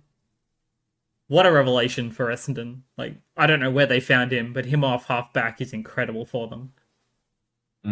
Absolutely agree. He finished with 32 touches at 78.1% efficiency, 6 contested possessions, 10 intercept possessions, 8 marks, 4 inside 50s, 3 score involvements, and a 630 metres gained, which was higher than Nick Dacos. It was, and was it top 10? Bringing up my graphic here, it was top 10. Yes, top 8 is 9th. Let's go! Good for him. Which means there is 4 meters difference, between 9th and Nick Dacos. Really? Because Nick Dacos didn't even make top 10. No, he would have made 11th in that case. If Yeah. Nick Martin's in the top 10 at 6:30 and he's number 9, there is literally 4 meters difference, and there's a player in the middle. Now, I'm going to bring this up now because, again, we've been going on about this stat the entire time, and it's almost become a running joke at this point. It is pretty much running. But I noticed because you haven't written anything about Liam Duggan for the West Coast. I have not, but if you want to mention him, go for it. Yes, West Coast lost, but they did have a fantastic performance. And I know I'm jumping ahead because I'm talking about West Coast now. Mm-hmm. But Liam Duggan, purely because he doesn't have a dot point in notes, fantastic player for the West Coast, running 683 meters gained with the ball during that match. That is a lot of running.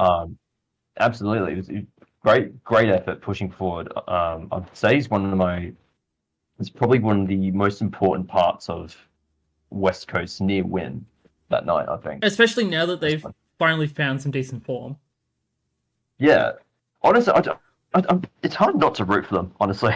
No, like I've always been a fan of rooting for underdog teams, which is why I've kind of always supported quote unquote supported. My second team is pretty much St Kilda, but like I've always kind of supported the Gold Coast Suns because they've always been so underrated and like always the underdogs in majority of situations. Wait, West Coast did have was it 2 or 3 2 wins, didn't they? Yeah, 2 wins so far. Yes. Yeah, against us. Against both of us, and then the near win against Gold Coast. Yes, actually wasn't that close. In the quote unquote coast to coast match. That's right. You got the sponsorship rights to that. Oh yeah, I wish.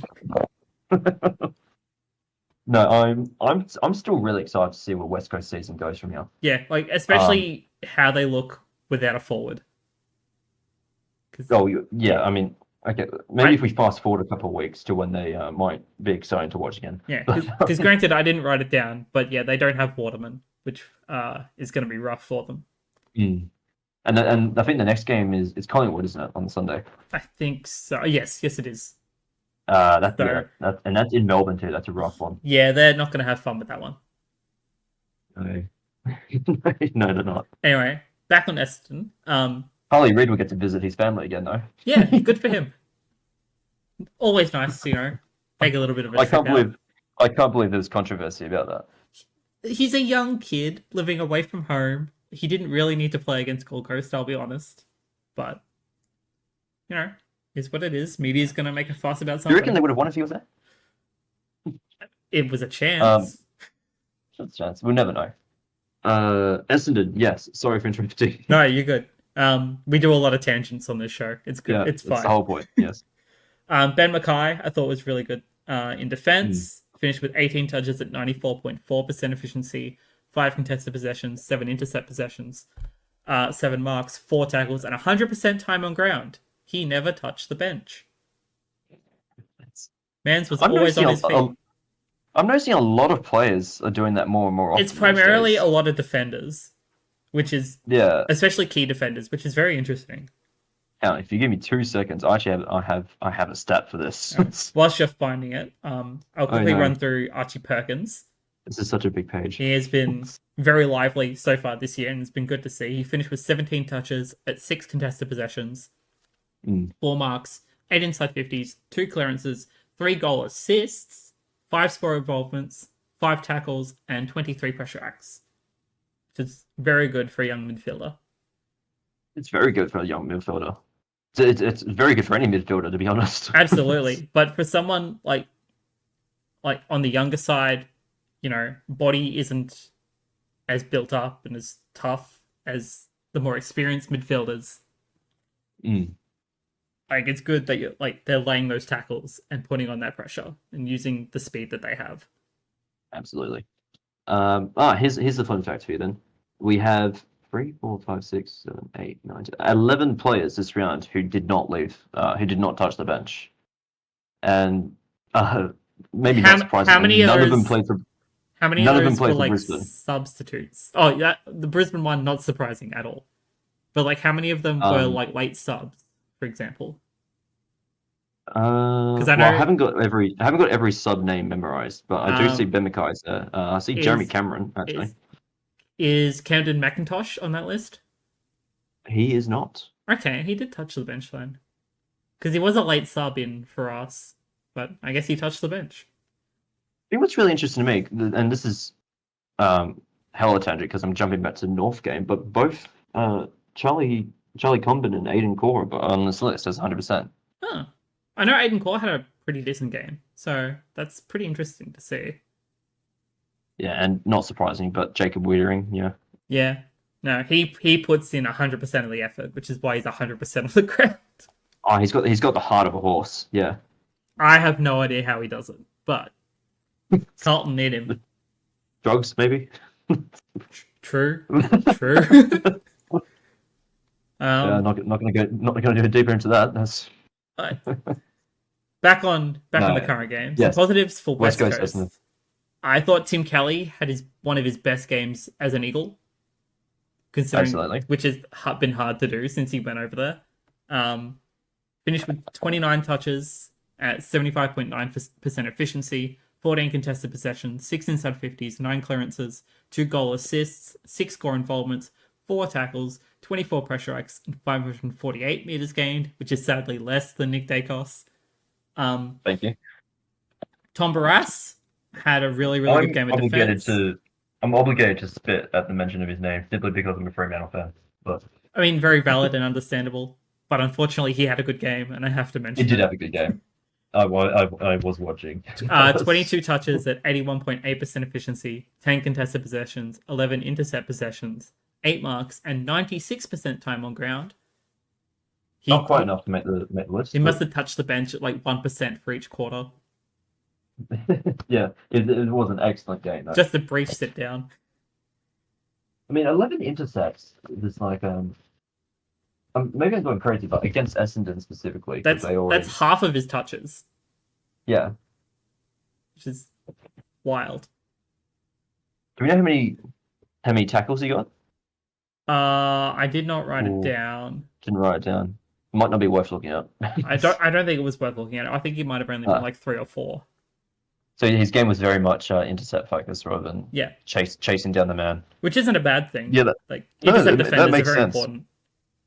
That makes sense for an Essendon game because I feel like Essendon aren't really a team of runners. No, Essendon are a lot more stoppage gameplay.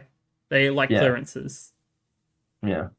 Which is similar to Geelong's game style, actually. Which I don't think anyone is surprised, being, Scott brothers coaching both the teams. Not surprised at all. No. And then for a brief note, I thought young ruck Jack Williams was very lively up forward. So he's a ruck forward position. He kicked 3-1 from 15 touches, 73.3% efficiency, 7 contested possessions, 4 inside 50s, 5 score involvements, and 13 pressure acts. As I've been saying for all of like the other sort of teams playing a lot of young players, it's just game time, consistency. That's what you want to see, win or lose. Yeah, these are the players you're looking for to keep and to keep in your main squad in the future. Yeah, they're the ones you want to, especially for West Coast, put a future in. Yeah, West Coast especially. Yeah, I'm looking at because I look at West Coast squad and I see a lot of players, some veterans, who like debatably aren't their best 22 anymore. Like even if they've had great runs, especially during the Essendon game. I forgot who it was. There is definitely one on that list that needs to retire, and that is Andrew Gaff. Gaff? Yeah, I don't think he's worth fielding anymore. I'll be honest. There was I can't remember his name now. I was going to say Shuey, but Shuey retired last year. I'll think of it when we finish the podcast. Dom Sheed? Sorry? Dom Sheed? Sheed, yes. I was watching him play, especially during the 3rd and 4th quarter, and he frankly just wasn't good enough. I mean, they've been starting him as I don't think they started him as a sub this week because they had a late change. But since coming back from his injury, they've been starting him as a sub, and I think he's looked a lot better with the lesser amount of game time. Yeah. But I think if he plays a full game, he just doesn't have it in him anymore. And I know it's harsh to say because, I mean, you hate anyone to come back from injury play and yeah, absolutely. have to deal with that kind of criticism. But like, that's just reality that he either keep him as a sub or maybe explore the option of having him play waffle. That's where when he was coming back from injury, he did have to play in the waffle. Yeah, so he's clearly he showing. He had a great time there. He's clearly showing enough, but maybe it is time except to for the fact that they didn't win a game. possibly hang up the boots. I mean, he's what, 30, 33, 34, I think. I feel like he's 34. I know he's definitely like one of their oldest players. Yeah, but it's also it's important to keep players like that as well for the actual team morale. Yeah, exactly, and the experience, which is what, as much as some Richmond fans are saying to just get rid of all of our experience, that's not how you build a team. Really?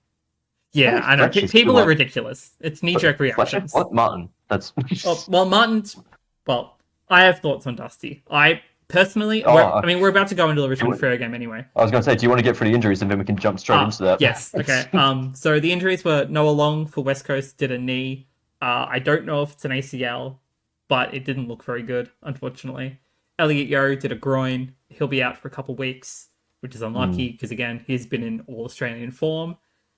Ryan Marrick was a laid out with illness, which is why Dom Sheed came in. I didn't see this one. It was only a late change. It was like a stomach bug, so he'll play next week. Okay. And then Jai Caldwell, unluckily, suffered some tightness in the calf, so he needed to be subbed out. Again, he's still a young player, so you don't want to risk that for young players. Possible chance he might not play next week and just give him a rest, which, nothing wrong with that, although he has been in really good form. He was a number 1 draft pick? I know he was a top 5 draft pick. I can't remember if he's number 1. Tell you. That's... I did have him memorized, but I'm just blanking at the moment. I mean, you seem like you're. We could just jump straight to Richmond Fremantle because I know we're going to spend a bit of time here. I am. Yeah, may as well just go straight in. So highlight of the episode, we've got the Richmond and Freo fans in. I know. Normally it's a Richmond and Port fan here. Yeah.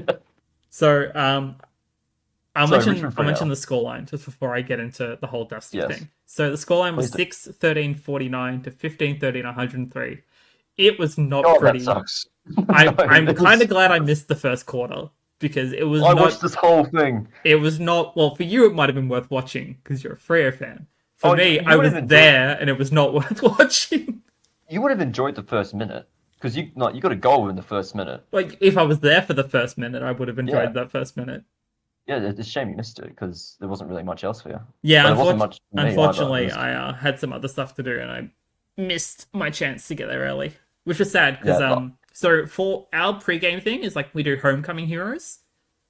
So players who have played with us previously come in, do a little bit of like a talk, and they kick a goal, and then sign that ball and give it to someone in the crowd. That's pretty cool, actually. This week's was Reece Conker. You might be familiar because he also played for Freo.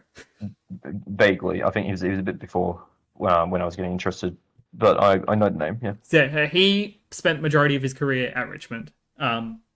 Nearly a premiership player. Unfortunately, Buddy Franklin sat on his leg and broke it.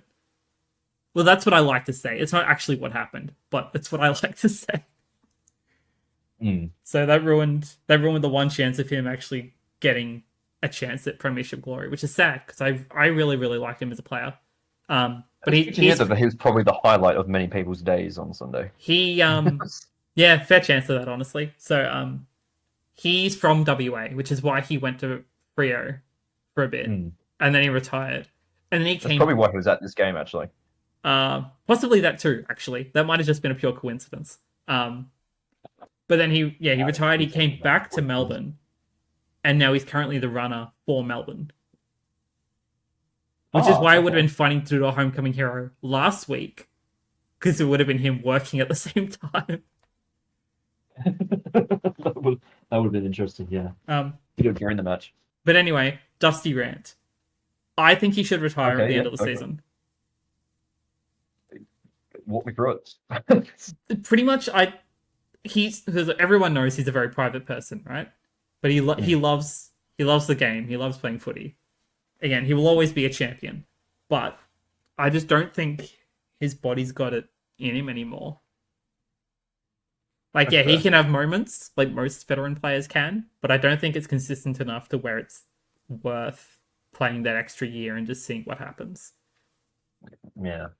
I'd much rather him play out his contract, that, you know, the big one that he signed, which is, this is his final year on it, and then just set off into the sunset and do whatever he pretty wants. indicative. Yeah. I mean, it's, How many games is he at? he's about to hit 300.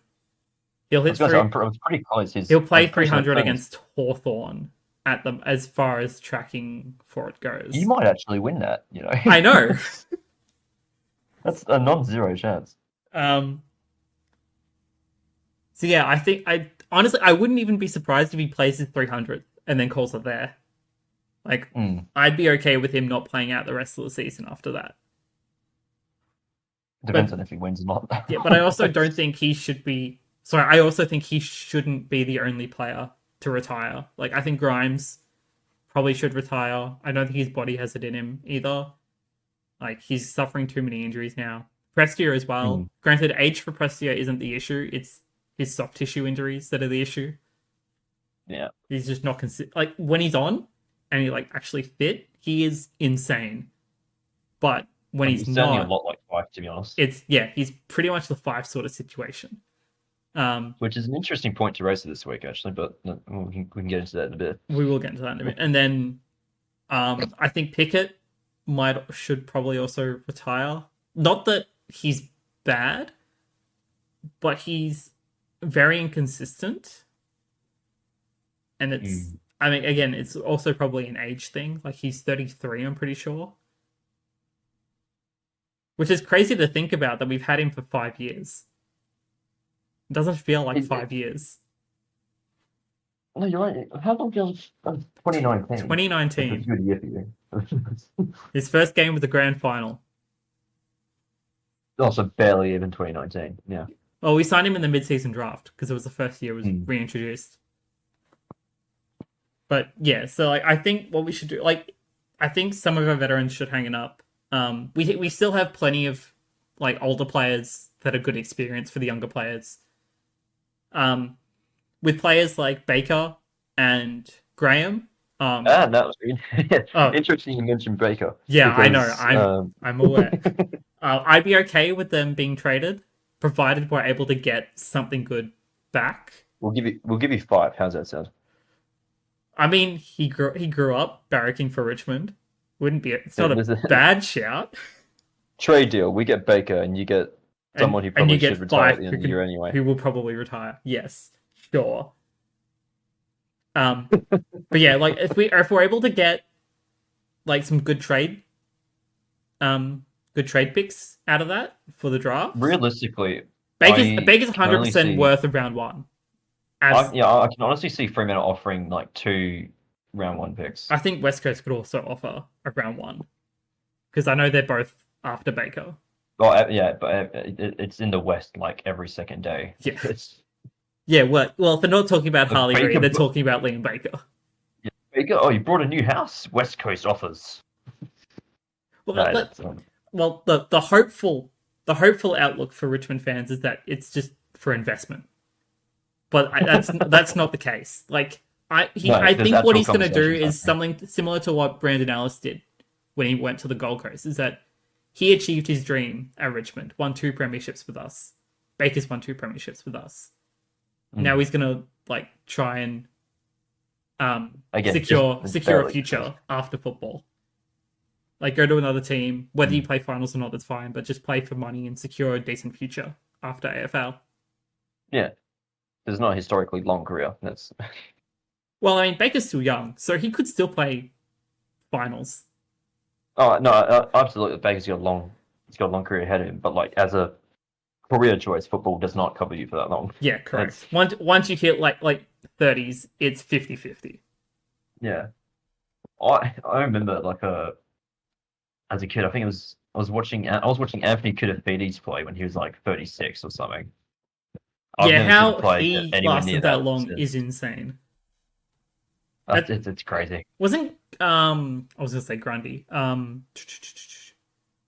Who's the one that I'm thinking of? Played for Freo. I'm blanking on his name right now. He would Quite always... a lot of players have played for Freo. older player retired recently. Older player retired. Mundy? Mundy, Oh, that's thank not you. real. That's not, It's not that it's not really recent. but Because I'm an old geezer. That's who came up when you said that. Mundy that was the one I was recent. thinking of. Yeah, Mundy. Yeah, he was that sort of player who 35. always... Yeah, he was, what, 35 when he retired? Something like that. Yeah. Yeah, I don't know how he lasted that long. He nearly hit 400. I kind of wish he had have gone for 400. God, I miss him. He would have had to play an extra season, but... Such an amazing player. Yeah, I know. He always knew how to beat us. Yeah. Which was sad, because, you want to win, but... Now, speaking of... we should probably talk about the current game. We'll talk about the Dockers and the Tigers of current rather than old. But we were very undisciplined, and that allowed you to one kick of the most boring games I've ever seen. 7 goals in the last quarter, kicked by the Dockers. No, yeah, see, you write that as a dot point, and it makes the Dockers look very good. And I mean, in the last quarter, it does make you... It is very good, because you look very good. I will say, yeah, the last quarter looked very good. But watching that as a Dockers fan, and I'm looking at that, and I'm thinking, this is not like this isn't the Dockers turning up. This is Tigers Richmond not turning up. Yeah. Yeah, this wasn't our win. No, it was our loss. We didn't win that game. You guys lost. That's what happened.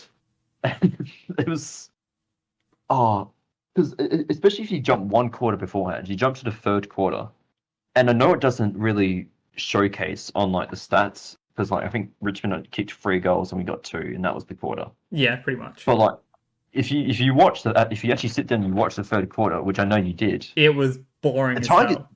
It was boring as hell. But the Tigers, they were all over us. Yeah, we weren't really doing much. And you could see because last week when we played Bulldogs, we were playing. It was fucking exciting. Oh, I can't swear. Nope. It was exciting. It was exciting. Sorry, getting into rant mode again. You're good. We were playing some really exciting midfield stuff. We were playing fast, exciting football. There was lots of handballs, lots of fantastic stuff. Sarong was great. Pipe was great. Whatever. Mm-hmm. And then this week, we're back to the slow build up, go backwards more often than forwards type of stoppage play that Fremantle is really known for. And I get that because we default back to that every time we get worried. It's like your panic plan B. Yeah, it's a panic plan B that Fremantle's had since 2003. And you can see that every time we went for the quick handball movements, Richmond would shut us down. We could not do that through your midfield for some reason. Which is weird because we only have like half a midfield. Yeah, so we tried that a couple of times in the first half of the game. Didn't work, and so we just spent the rest of the game just playing it slow and methodical until you guys kind of cracked in the fourth quarter, and we just sort of went for percentage. Yeah, but I don't rate it. I don't rate the Dockers for that performance. I mean, you still had some positive signs. Oh yeah, there was positive signs. Your usual suspects. The usual suspects, yeah. I mean, we broke a club record, so there was that. Yeah, well, there you go. It's better than nothing. Yeah, would you like to... It was 280 uncontested possessions, which is a record for us. That doesn't sound... Actually, that is kind of impressive, because it means we weren't manning up. Yeah, but most of it was just us kicking backwards.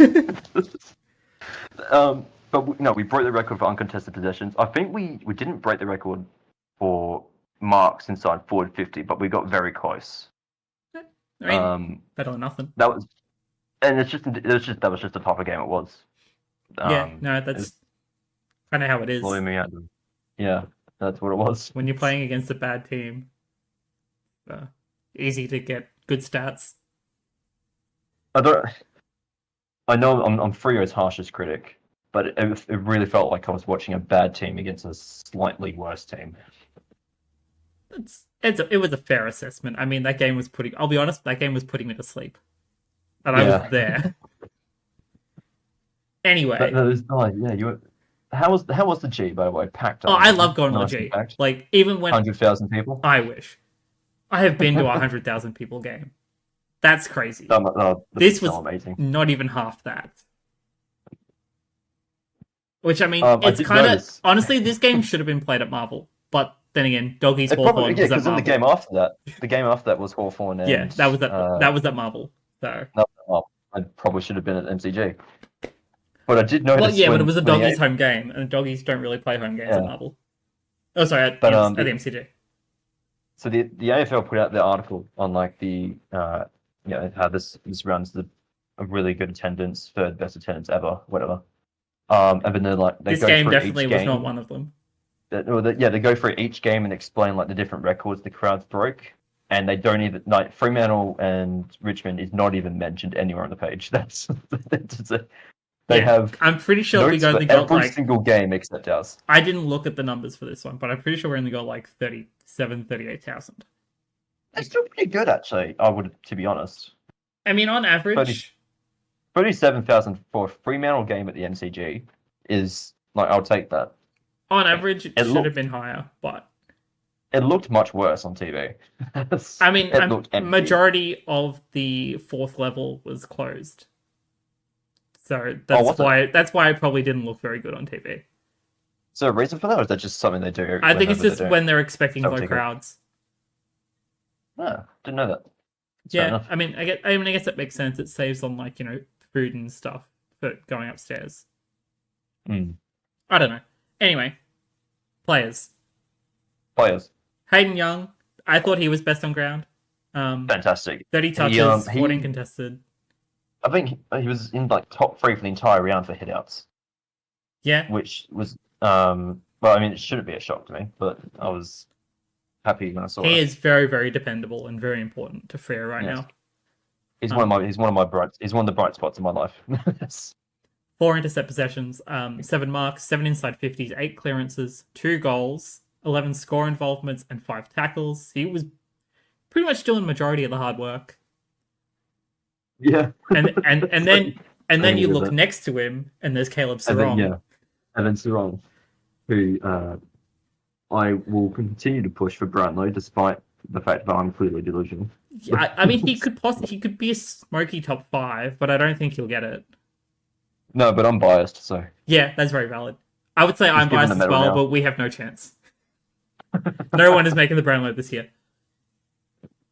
No, Sarong's just fantastic to watch all the time, though. He is. And you can rattle off some numbers to prove why. So, 38 touches, 12 contested possessions, 8 marks, 7 inside 50, 6 clearances, 11 score involvements. So between him and Hayden Young, out of, if I can do math, 29 scoring. A rather inaccurate game for both sides, to be fair. Hayden Young and Caleb Sarong had 22 out of 29 involvements in score. And also another stat to highlight there while we're on Caleb Sarong, 38 touches and only 12 of them were contested. Which was once again uncontested possessions. That's just kind of the game it was. Yeah, it really was. Like he had free reign in the midfield because no one was touching him. I think for handballs, Sarong and it might have been Young, or it was another Fremantle player. Him and Sarong were top 2 for the entire round for handballs. For the entire round. Yeah, that's crazy. I'll triple check that because I might just be talking at my mind. But... No, honestly, it's probably accurate, but no, Sarong had the most score involvements of anyone for the whole round. I do know that for a fact. Him and Young tied. Yeah, 11. Sarong also finished with 5 tackles and 603 meters gained, which was less than Nick Dacos. So you had to get that in there, didn't you? Yeah, I have to keep it consistent. And yes, I was wrong. Sarong with 20 handballs and Young with 19 handballs, top 2 for the round. So they were top 2. Yeah, and I'm gonna take a guess and say that those were uncontested. I would assume they were uncontested. just as an assumption. Jai Amos, I thought he had a really good game. I know there was an article. I'm so glad he's back. I know there was an article. It might have been something that Longmuir said, or someone like that. That like he's been a little bit kind of roughhoused by the defenders. Or Longmuir was saying he's been targeted a lot by defenders. Makes sense. He is a very good player, and he didn't get a free for it until the end of the game. Yeah, it's funny because It's tough to see because on TV I can't look at Amos all the time as much as I want to. Yeah, I know. It's an interesting So- that Longmuir talks about Freeze not being paid to Fremantle though, when do you wanna there get is a into this? big issue with Richmond not getting a lot of the free kicks that they should be getting. But also we, especially during our premiership years, and it's why we've always been below at the free kick count, is I did see that stat today actually. The differential for yeah, that. no, it's massive. It's like You saw that 200 same plus. stat? Yeah. Yeah. But It's like crazy. that's I agree that there are definitely a lot of frees that we should have that aren't ever paid, but also a lot of the reason why we're always giving away a lot of frees is because of our game plan. It's because of our game style. It's also because you guys get really frustrated really easily. Yeah, we do. I couldn't imagine being a Richmond fan at the ground and having to see that the only fight my team put up the entire game was in the last 30 seconds. Yeah. But like, and this has been discussed to death, but it's like a lot of the reason why we give away a lot of frees is because we play aggressive football. Like we always try to make Probably why you have a lot of fans, to be honest. Yeah, but it's like even during our premiership years, that's why even in winning games, we always had less free kicks for, and they like more free kicks against, because that was just our game style. We were very aggressive, sometimes too aggressive, but that's just how it was. And then clearly something switched once we hit the 2020s. There was a stretch. I think it was during the fourth quarter. There was a lot of missed on the ball calls. For Absolutely, Fremantle. it's like they just. But I'm also not going to complain about that because we're usually on the short end of the stick for umpire calls as well. So you can hold that. Honestly, at the moment this season, Richmond and Freo are probably the worst teams for getting free kicks. I don't know if that's accurate, but I wouldn't be surprised if they're like bottom accurate. 3. It feels accurate. I mean, we both witnessed it in person. Yeah. I was at Gab Around. I'm still crying. There was. I'm still haven't recovered. Anyway, I'm gonna finish talking about Jai Amos before I move on. He finished with 12 touches, 75% efficiency, 4 contested possessions, 3 intercept possessions. They're low numbers, but like he's a forward. You're not expecting high numbers. 6 marks, which half of his touches were marks, which is very good. 2 inside 50s, 2 1s scoreline, 4 score involvements, and 12 pressure acts. So there was definitely some strong forward pressure from him, which again, what you want, but absolutely. And then one of my favorite players in the entire squad. I know I only put 2 dot points here for Richmond in terms of notable players, but I want to give a quick shout out to Maurice Rioli Jr. and Tom Brown. I thought they had pretty good games. I will grant Rioli. Tom Brown, I'm really impressed with how he's been developing in halfback. He's been really, really solid. I'm glad he's getting game time. I'm glad Rioli has also stepped up a lot, because that was something that he kind of struggled with, is just finding good form. But I think he was probably the best player on ground for you guys all day, I reckon. Honestly, the numbers might not show it, but he was doing a lot of hard running, and he was. Yeah. He was up and down the wing like all day. The one issue that I have with him, and a lot of people, some people agree with this, is that he's often second to the ball on purpose, because he trusts in himself that he can just run them down. But I would prefer it if he was first to the ball a little bit more often. Yeah. Because then he can just run away from them rather than having to chase them. But otherwise, I think he's had a really good season so far. I can't complain too much about him. Absolutely. And you haven't got a dot point for him either, but because I'm a kind man, I did want to highlight a Richmond player for you. Go on. Despite you being the opposition. The problem is I can't pronounce his name. Is it Lafau? It is Lafau, Mikelchi Lafau. Yes. I was really impressed with his defense all day. Oh no, his forward defensive pressure is really, really good. He's got a strong body. And he's tall. And he's not like as tall as someone like Bolter or Lynch, which is what we really need right now. But he does enough to where he's very key to what we have at the moment. Yeah, well, that's my shout out. There you go. Again, it's because that's all you get. That's all you get from me. we have a lot of injuries. There's nothing more we can do. Kind of just is what it is. Carlos Sonsi.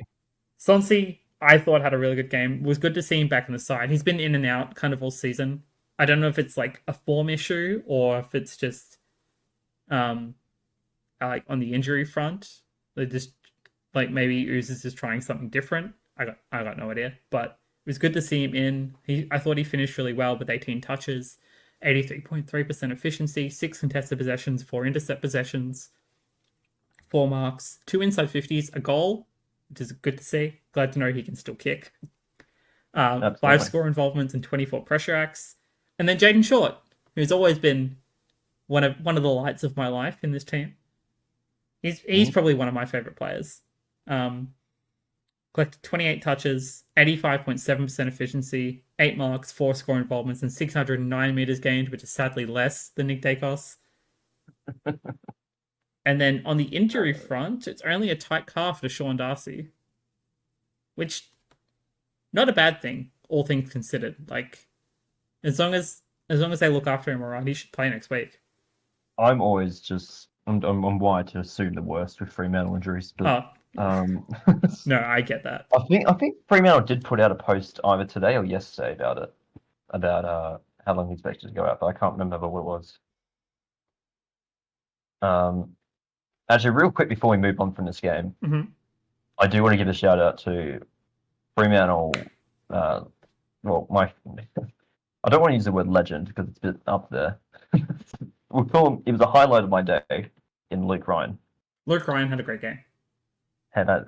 I don't. No, we didn't mention him, did we? Good. All right. No, we didn't. It was a fantastic play. I put him down as my best on ground because I forgot that Young was great. Yeah, that's very valid. No, Luke Ryan was absolutely a highlight for me with how much he was pushing forward. Just in what was a really slow game, he seemed like he was the one who was most interested in speeding it up a bit. Sometimes. Well, credit where it's due when you notice a good player. Got to mention it. Yeah, I'm always excited to see more from him. Time to talk about the other game that probably should have been a draw. No, this one I have notes on. None of them are stats, right? It's just a really funny game. It was a really, really funny game. So the scoreline before you go through your list of notes, for Doggies and Hawthorn. It's not long. It's 14-7-91 to 14-14-98. And I don't know. It's like Hawthorn decided to show up and Doggies just stopped believing in themselves. I was so excited when the game started, right? Because the game starts, I check the tips, and I see that everyone in both of my leagues has tipped Bulldogs. I'm pretty sure everyone in both of my leagues tipped Doggies as well. Yeah. And suddenly I'm watching this, I'm like, I can support Hawthorn now and not feel bad about it. I did. And out of all the games that were like 50-50 tips this week, this one was not one of them. And I kind of wish it was. This was not a 50-50. This was like one of the easiest picks of the week for me, and I got it wrong. Everyone got it wrong. Yeah. We should push through it though. How many days has Bevo got left? Oh, who knows? It could be 3. It could be an hour. Every minute that Bevo's not running, the end of his career is getting closer. Pretty much, clock's ticking on him. Sadly. I want to talk about Kelsha Deer. Yes, it is pronounced Kelsha. I double checked. Is it really? Yeah, it is. Okay, yeah. I thought it was a pretty interesting name. Son of the late great Paul Deer, who passed away in 2022. Despite the stats not really showing much, I thought he had a really good game. He had a really good introduction. Absolutely. I'll say that much. Like his touches might have been low. He only had 8 touches, 3 contested possessions. He had 5 marks. Veterans, yeah. Yeah, compared to the veterans that you expect in the forward line, like he was a very experience. But like, as a first gamer, I feel like he came in, he had his impact, and he had a night, and he was consistent. Like I don't think it definitely wasn't a bad game. It was a very inspired game. And I like that you've written Heart-filled two goals. heart-filled They were goals. definitely I think, heart-filled yeah, because of how important this moment was for him. it was, yeah. And it was Um, also just the first one. I think it was the first one where he kicked it on the run was just really good. yeah, like Just a genuinely really good goal. that's the sort of thing that you need for this sort of young developing team, is those sorts of inspiring moments, and that's the sort of moment that's probably what pushed the Hawks to go another gear. Absolutely, yeah. Well, and then you've got also, James Sicily actually decided to I have have a very him. good game. Yeah, he just decided to play well. I have him written down as one of my notes. He was. I feel like he was the difference. Absolutely, And he normally I is the think I wrote this difference. in Discord. Well, He is that veteran presence that they I need. only get I only get one appearance on the podcast, all right? You gotta you gotta let me have it. No, go on if you want to talk about No, he was the difference though. It was obviously, his shoulder pops out in pretty horrifying imagery, to be honest. They take him down to the rooms, um, give him a shot, put him back in. He's fine. yeah, I can't believe he came back in, and then he came back in, and he moved to the forward line, and then when he moved to the forward line, the entire game just changed, right? Like That's not something that you expect from someone like Sicily. No, I mean, I know that because I when I saw that happen, I actually went and looked up. I was like, he's not normally a forward, is he? And he's not, because he's normally a defender. No, he's a And he key hasn't defender, played. but he was Yeah, recruited as a forward. he was recruited as a forward from wherever. I've Yeah, already I'm pretty sure forgotten. Hawthorn isn't his first team, off the top of my head. Yeah. Well, he Well, was actually, recruited it from, might I be. think it was his first AFL team. He was recruited from State League, Oh, well, there you but go. where he was a key forward. But no, it's good to see. But A, he still got it, and B, he has the ability to sort of just change the entire flow of the game because he's sat in the forward line, and he just marked everything, and he kicked everything, and that was why the Hawks won. To be honest, And maybe that was a uh, better move for him because of that shoulder. Because it means he yeah, wasn't going to be as hard bodied as he would have been in defense. absolutely, yeah. So stats were, whilst we're on it, 20 Yes, go touches for at it. 80% efficiency, 7 contested possessions, 5 intercepts, 9 marks, 7 score involvements, and a goal. Yeah, and I think most of those marks were inside 50. Yeah, I believe that's true. I think I'm it shocked was he only got one goal because I definitely remember him kicking more. But stats only I say think, 1 goal, but I might have read that incorrectly. yeah, no, I think he was setting up most of those. Yeah, 7 scoring goals. Yeah, he was setting up a lot more than he's Yeah, I kicking. think he But might have marked them like just outside he's yeah 50. his marks down forward were important. Yes, absolutely. So yeah, okay. There's me backtracking to try and sound good, but Hey, I mean, he put up a good game and they won for it, so. absolutely. Hard runner Josh Weddle lifted in the middle. He had a really, really strong game. Credit to him. Hmm. It's because it's kind of hard when you're such a young team to be able to stand out. But he had an incredible game in the middle. I believe, he was matched up either on Trelaw or JJ off the top of my head. I can't Something like that. Something like Yeah. that. But the stats are really, really good for him. 15 touches, which is a little bit low, but 86.7% efficiency, 6 marks, 4 inside 50s, 4 score involvements, a goal, and 444 meters gained. Sadly, less than Nick Dacos. Nick. Do you reckon he saw that he was at 4-4-4 and just And like just stopped decided not to running. run another meter with the ball? Yeah. Yeah, every time But he no, this is every time he grabbed the ball, he'd just give it away straight away. yeah, exactly. Yeah. Brief shout out to Jarman Impey as well, who was probably best on field for the Hawks. He had 12 marks out of 27 touches at 93% efficiency. That's bloody good actually. It's probably the best game he's had in a while because he's one of their longest serving players, like Sicily. But yeah, he just hasn't been able to have a decent, consistent game. And then Now, Liberatore. We can probably bring up the other news now as well, actually. yes, actually, I will bring this up. So before I just quickly rattle down his stats, he unfortunately suffered a pretty rough injury, another concussion.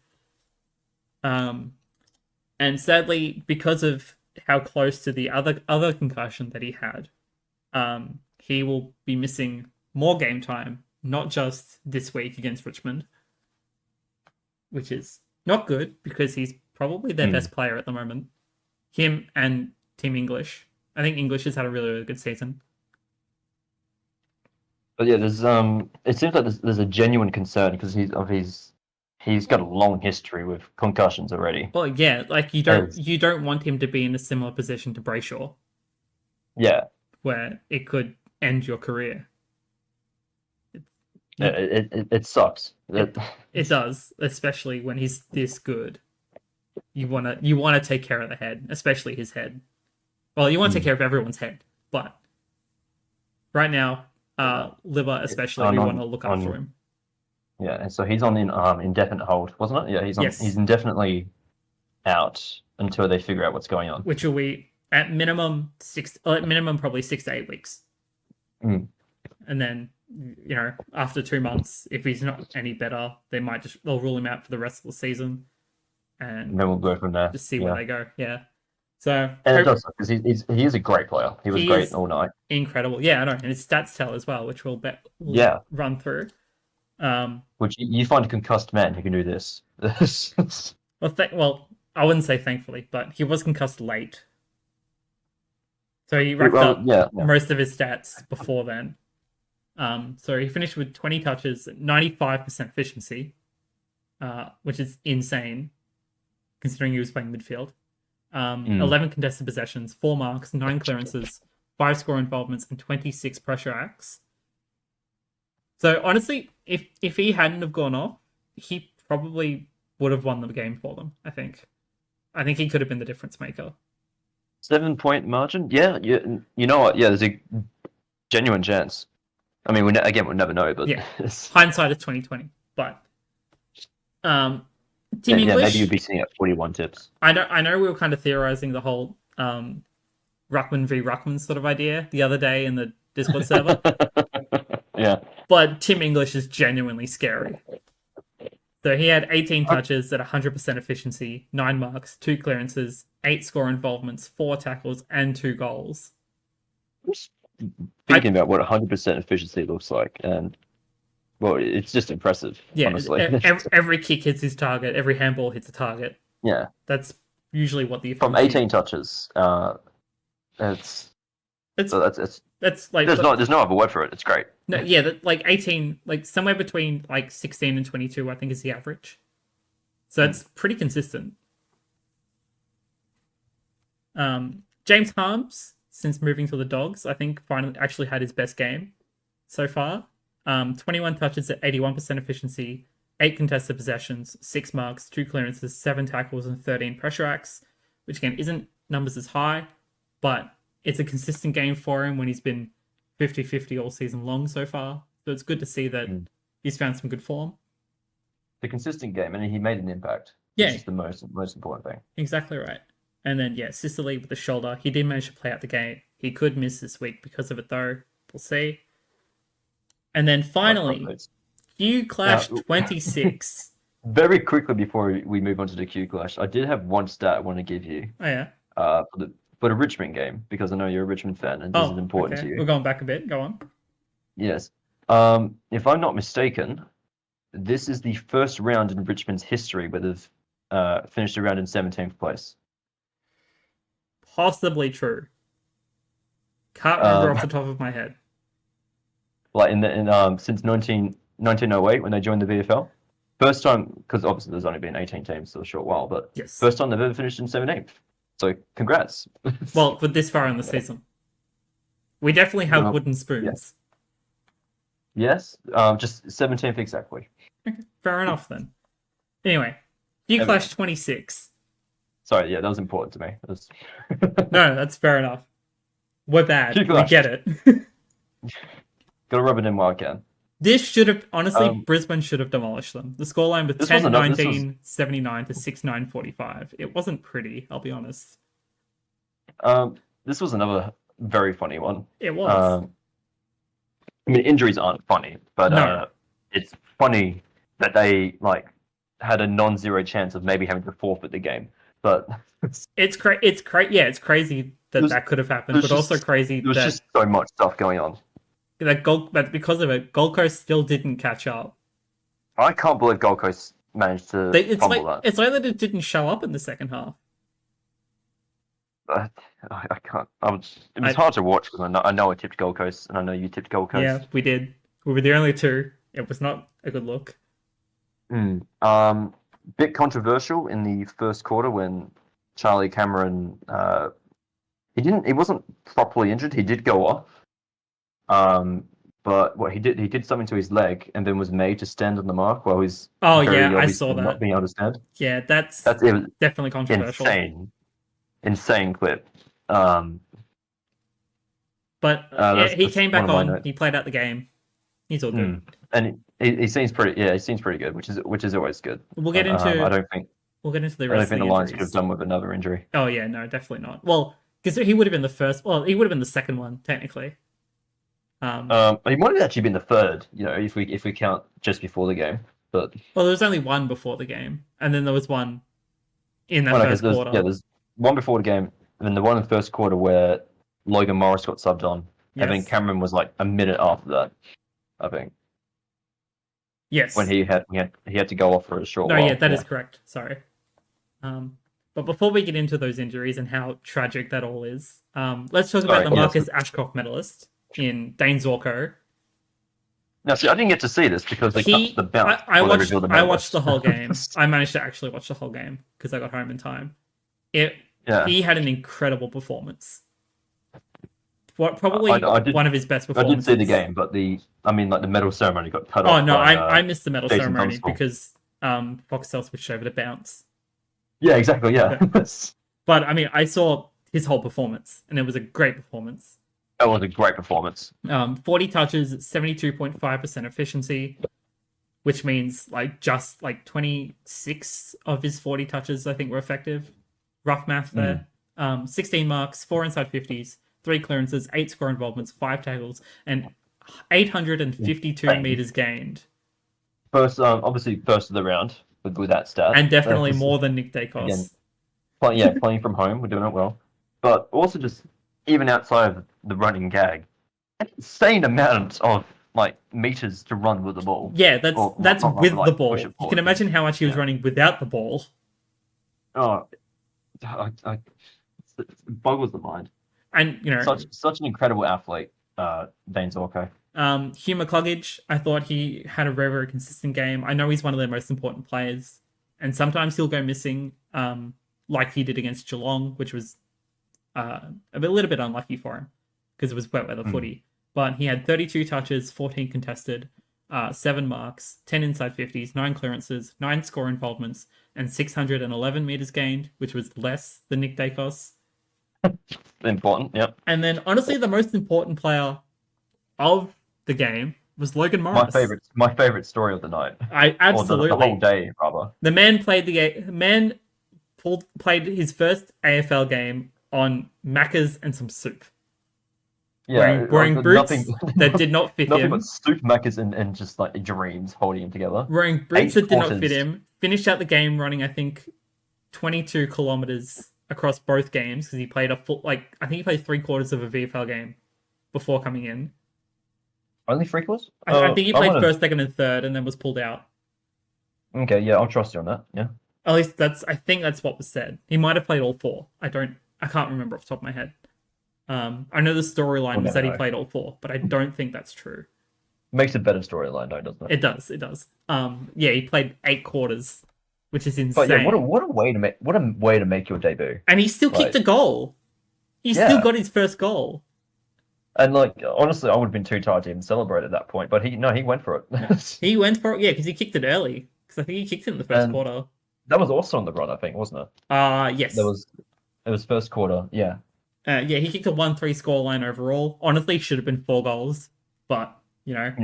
Can you imagine? You do your VFL game, you think you're done for the day, you get the call. It's like, hey, look, we're running out of players. Need you to come in. He's done his calf. We need you to come in, but don't worry, you're the sub, so we won't call you in until quarter 4. And then you sit down, and then 3 minutes in, you still haven't even caught your breath from the first Q clash. You're still devouring your Maccas on the bench. Yeah, you got to put your drink to the side, inhale the burger, lick your fingers as you're taking your jumper off. It's just an insane effort, honestly. From the I don't want to call him the kid, but he's younger than me. He's younger than both of us, as per most players nowadays. Don't say that, please. Makes us feel old. No, insane effort to put Absolutely. in, and to actually come out with a good performance despite all that, not just being a number who guarantees that you don't forfit. Yeah, no, but actually being an he had active an part inspiring of performance, and it was incredible actually to being see. an active part of the win. He's not like the biggest performance of the night, but he makes it my favorite performance of the night and my favorite guy of the night. Absolutely. Quick shout out to Gold Coast player Sam Flanders. He's been very consistent so far this season. I think apart from Matt Rowell, he's probably leading, or at least top 3 in their best and fairest. He collected 30 touches at 87% efficiency, 11 contested, 5 marks, 5 clearances, 3 score involvements, 4 tackles, and 495 meters gained. Sadly, less than Nick Dacos. Ben King put himself back in early Coleman contention. I think he's 6th at the moment, or he might have broken into top 5. I can't remember. I know he's close. I could bring out the ladder, but I can't be bothered. He kicked 3 goals from 7 touches, 6 contested possessions, and 3 marks. Honestly, that's kind of all I have for Gold Coast. Again, Matt Rowell was kept pretty quiet this week. There wasn't a lot of good to take out for Gold Coast, to be honest. I mean, there was good, but there wasn't a ton, because like when you have a game against a team that at the end of the game, well, for most of the game, only has 2 people in active rotation, and in the fourth quarter only has 1 by then, and then because they took Morris off because he would have been hella tired. This is also a Brisbane that in the entire second half kicked 2 goals, and both of those were in the second half of the last quarter. So they went 1.5 quarters where they did nothing but kick 11 behinds, which is insane. Which is pretty much also almost 2 goals. Yeah, and despite all that, Gold Coast still couldn't put anything together. It was a huge lift from Brisbane's midfield. It was. I don't want to say it was embarrassing, but it kind of was. It was kind of embarrassing. Like it wasn't a hard loss, but it's one of those games where they should have won. And it's an indicative of where they are at the moment. This was a game that was it's not important like ladder wise for either teams, although every win's important. It's still too early to tell anyway. Yeah. But I feel like you look at a game like this and it's like both of these teams really need to like prove that like, okay, we are cooking something. And Brisbane may or may not have something in the works for the rest of the season, but like I look at this from Gold Coast and you're like, you're gonna hope that they have something cooking.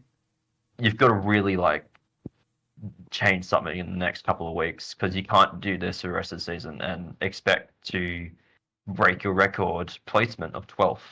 Like, maybe they'll pull a 9th man. Maybe it's the Dimmer curse. I mean, if Richmond plays well, they might hit 9th. So, and as we've already pre-mentioned, injuries galore in this game. Very sad. Brandon Starcevich did a calf in the pre-game, so he was replaced in the side by Logan Morris as a sub, and I think their starting sub was moved into the 22. That's normally how it works. Both Lincoln McCarthy and Darcy Gardner both did knees. Suspected ACLs, but they won't find out till tomorrow because it's a public holiday in Queensland. Those were both first quarter as well, weren't they? Yeah. I think first and second, maybe. Maybe. And then Noah was fourth quarter? Yes. Off the top of my head. Yeah. Yes, with an asterisk. And then Noah Answorth did head knock, concussion, out for 2 weeks. Unlucky. But I don't think he's missing too much. Oh, actually, they could use him this week. They're playing Adelaide. Oh, yeah, it's a tough one. I mean, not for Adelaide, but for us as tippers, but for Brisbane. Before we go over the ladder and the fixtures, I will just mention the MRO suspensions from Friday and Saturday. There's nothing from Sunday's games yet. So Lockie Schultz will miss 1 match for striking Blake Acres, which is funny. Oh! Maybe there was some bad blood from Freo. We got him. That's the first thing that I thought when I saw that was like, they would play together on Freo. Maybe there's something there. The defector has got what's coming. To be honest, they're both defectors. It's fine. It was just a late defect. We're more angry about Schultz and Acres. Yeah, I agree. Schultz shouldn't have left. But, he's from Victoria, isn't he? Just to be clear, I don't condone striking, though. No, absolutely not. And then Callum Brown will miss 3 matches for a very dangerous tackle on Tom McCartan. Yeah, 3 matches is fair. I think that's what... Yeah, deserved. That's consistent with what Higgins got. And they upheld that, which I think was very fair. I mean, yeah, the MRO hasn't gotten very many like wins this year, so I want to say so. Like, but I think this has been one feels like a consistent. good one. Yeah. Yeah, this feels like a good one. Other brief news, I don't have an article for it, but Todd Goldstein hit 10,000 carear hitouts. He's the first player to do so. Yeah. That's across obviously the majority of them with North Melbourne, because this is his first year at Essendon. But that's very impressive. It's incredible. I mean, these first time it's not often you get a stat for like first time someone's reached this number. Yeah, and like now we've got 2 of them in the span of a week, being Bendels and Goldstein. Yeah. So honestly, it's just imagine if they both got it last week. That would have been a hell of a week. Media would have had a frenzy. Or maybe Goldstein would have just been overshadowed. He would have been overshadowed because he's an Essendon player. No, because he's Essendon. But no, huge congrats to Goldstein for that. You'll go down in history books. I don't think he's listening, but. And then to quickly rattle off the ladder, these are the current positions. No one's actually changed from last week. So top 8 still Sydney. Are you certain about that? Because Fremantle jumped up like 3 positions. Did they? Fremantle was not in top 8 last week. We finished in like 9th at the end of last week. Oh no, sorry, I was a round ahead. That is my mistake. So there are actually a lot of movement. Well. Yeah, there's a lot of movement. Yeah. So Sydney is dropping to first. Essendon jumped up to 5th. Yeah. True. That's true. Yeah. Sorry. I was a round ahead for some reason. That's weird. Spoilers for next week's episode. So Sydney has jumped up to first. Geelong's moved down to second. GWS and Melbourne round out top 4. Essendon's jumped to 5th. Freo to 6th. This one, Essendon in 5th will never not be funny with 95%. Yeah, that is crazy. Again, as I've mentioned, there are multiple teams outside of the top 8 with a higher percentage than they have, as you can see. The edge is real. Edge is real. Port and Carlton dropped to 7th and 8th. Just barely outside the top 8 is Collingwood, 99 percentage and 18 points. So they're literally half a game out of the 8 right now. Gold Coast in 10th. Doggies, Adelaide, Brisbane, and St Kilda round out 11 to 14. And then the bottom 4, nothing has changed except positions. West Coast 15th. Hawthorn move up to 16th with their win against the Doggies. Richmond dropped down to 17th with their loss against Freo. And North Melbourne are still in 18th. First time. I should just put it the stat now. Yeah, first time 17th. Yeah. Unfortunate truth. It'd be Shall we move on? 17th wind. Yeah. Is that funny? 17th wind doesn't roll off the tongue as cleanly. Doesn't roll off the tongue, no. All right, let's quickly go through this week's games. So Carlton and Melbourne. Round 9, isn't it? Yeah. Yes. Carlton, Melbourne. That's a difficult one, already. Melbourne had a hard game. Melbourne had a hard game this week and proved themselves. They did so well, and gee. Yeah, it's a hard game to call. I mean, I've already put in my tips. I know who I went for. But who'd you go for? I'm biased, so I still went Carlton. Okay. Just because I know when I'm watching the game, I'll tip Carlton because I want to support Carlton when I watch it. That's valid. But in truth, I have no clue. I haven't done my tips yet because, I go on holiday at the end of this week. Yeah. So I've got to try and figure it out now. Yeah. I'm probably going to go Melbourne just because I really liked how they looked last week. Or the week just gone. Absolutely. That makes more sense, to be honest. Yeah, but it might depend on ins and outs. I don't know if they're going to have any injuries, like important exclusions, inclusions, that sort of thing. Yeah. What do you do if Frisch just wants a holiday? Yeah, exactly right. Maybe he just wants to go to Bali for a week. Yeah, be great fun. Geelong and Port Adelaide. Right. Both the Friday games are easy. I'm going to say that now. Geelong and Sydney? Easy. Yep. Okay. I probably would have gone the same thing. Again, Port, they looked really, really bad against Adelaide, specifically with their accuracies. against Geelong, they're definitely not going to be able to get away with that. I'm just noticing now, actually, Geelong's actually got a home game. I know. This is wonderful. It's at Shoebox Stadium.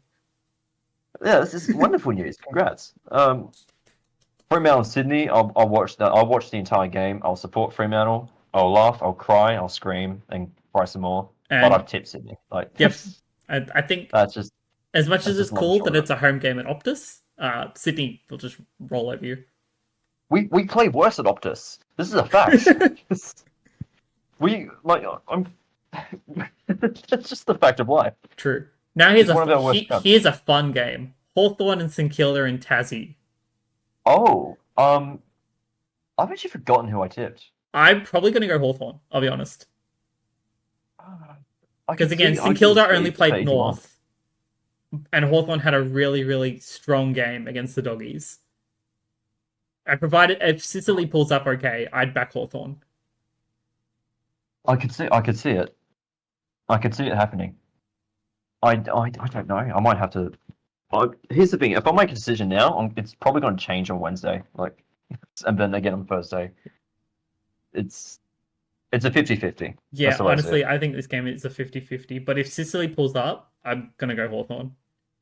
Essendon GWS.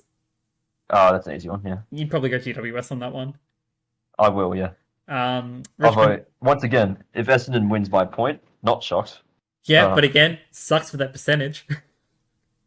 Yeah, no, that's the only thing. Essendon can't win by more than a point. It's against the terms of. They have to win with a goal or less, just so they can stop getting percentage. Yeah. Doggies, Richmond Doggies at the MCG. Doggies probably clear favourites there. Yeah. Sadly, but that's the reality of it. The Suns and North Melbourne in Darwin. You'd go the Suns. That's right. Yeah. Because they have two matches in Darwin. I think so. Yeah. You probably back the Suns there, not just because they're used to the humidity sort of setting that Darwin has, but because they are also a better team right now. Yeah. The Sunday games, Collingwood and West Coast. All four of them, yes. On paper, you'd probably go Collingwood. Oh, this is at Marvel as well. Yeah. Okay. I don't think it'll make a difference. No. I'm just. I didn't know Collingwood actually played home games at Marvel. Yeah, I believe it's small crowd. I believe it's in every Victorian team's contract, at least for the ones that have the MCG as their home ground, to play one home game. When you play West Coast, you have to be at Marvel because we know no one turns up in Victoria. Which is why I don't get why we didn't play our Freo game at Marvel. Because again, that's still really weird. And then Adelaide and Brisbane at the Adelaide Oval. That's probably a hard one. Adelaide are in good form. It's only hard on paper. Brisbane could make it a rough game because of their injuries. But see, on paper, both these teams have the same amount of points in the ladder and are less than 1%, the difference between them. But practically speaking, I think Adelaide wins this every day of the week. Absolutely. I think I'm pretty confident in saying Adelaide will probably win that. Because they had a slow start to the season, which is why they're so low on the ladder. But honestly, they've been absolutely cracking. It's probably a good thing that Brisbane are playing Sunday to Sunday, because that was a hard game for them. They definitely need the break, the week's rest. Yeah, and then to quickly finalize, I want to talk about this article that you found about the AFL reserves teams. Yes. That Port want to bring back. Where's my thing? I've got notes in this. Yes, the reserves competition. So I'll let you talk about this because you found it. Okay, well, specifically, I'm imagining that the article you've pulled up is the one from May 2nd. It's the one that you found and put in the server from May 2nd. Yes. Yeah, the most recent update on it. Essentially amounting to, it's not confirmed, but Port Adelaide and Adelaide are. They're just saying out in the open, we want to leave the SANFL. We want to take all the other reserves clubs into a second-tier national competition, and that's what we want to do. I mean, it makes the most sense. The VFL's kind of already started doing that anyway, just with the extra VFL teams.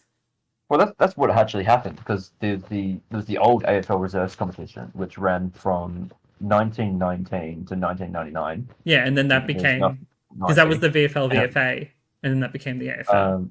yeah, the VFA became the VFL, and then the AFL reserves Became the AFL. was also a separate thing at the same time, Yeah, and then they just merged with the VFL. And since then, it's just cannibalized the competition entirely. yeah, Well, almost because entirely. the NEAFL no longer exists because there's just no competition up there. And I mean, Yeah, granted, part of that's due to the fact that they are NRL states, but also because most of the competition is now in Victoria or it's in the Sandful or the Waffle. mm.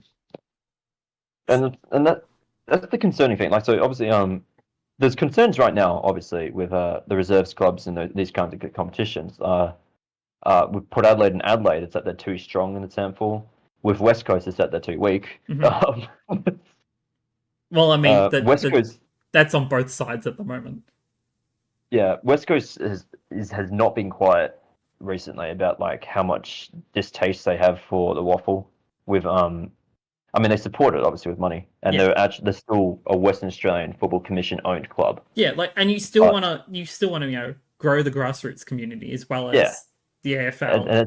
it's still a major thing for them. But the waffle places so many rules and restrictions on West Coast for the reserve side about who they can play, who they can't play. Makes sense. That every week they're just they're not actually a viable team in the waffle specifically. And Fremantle does not have these sanctions with Peel Thunder because they're not a reserve side technically. So they're just um, literally this past weekend, Peel broke their record for the biggest winning margin ever in a side that was led by like Will Brodie, Sam Sturt, Neil Erasmus, all just playing willy-nilly for Peel Thunder over the weekend. Jeez. Um, yeah, nice and timely. Hmm.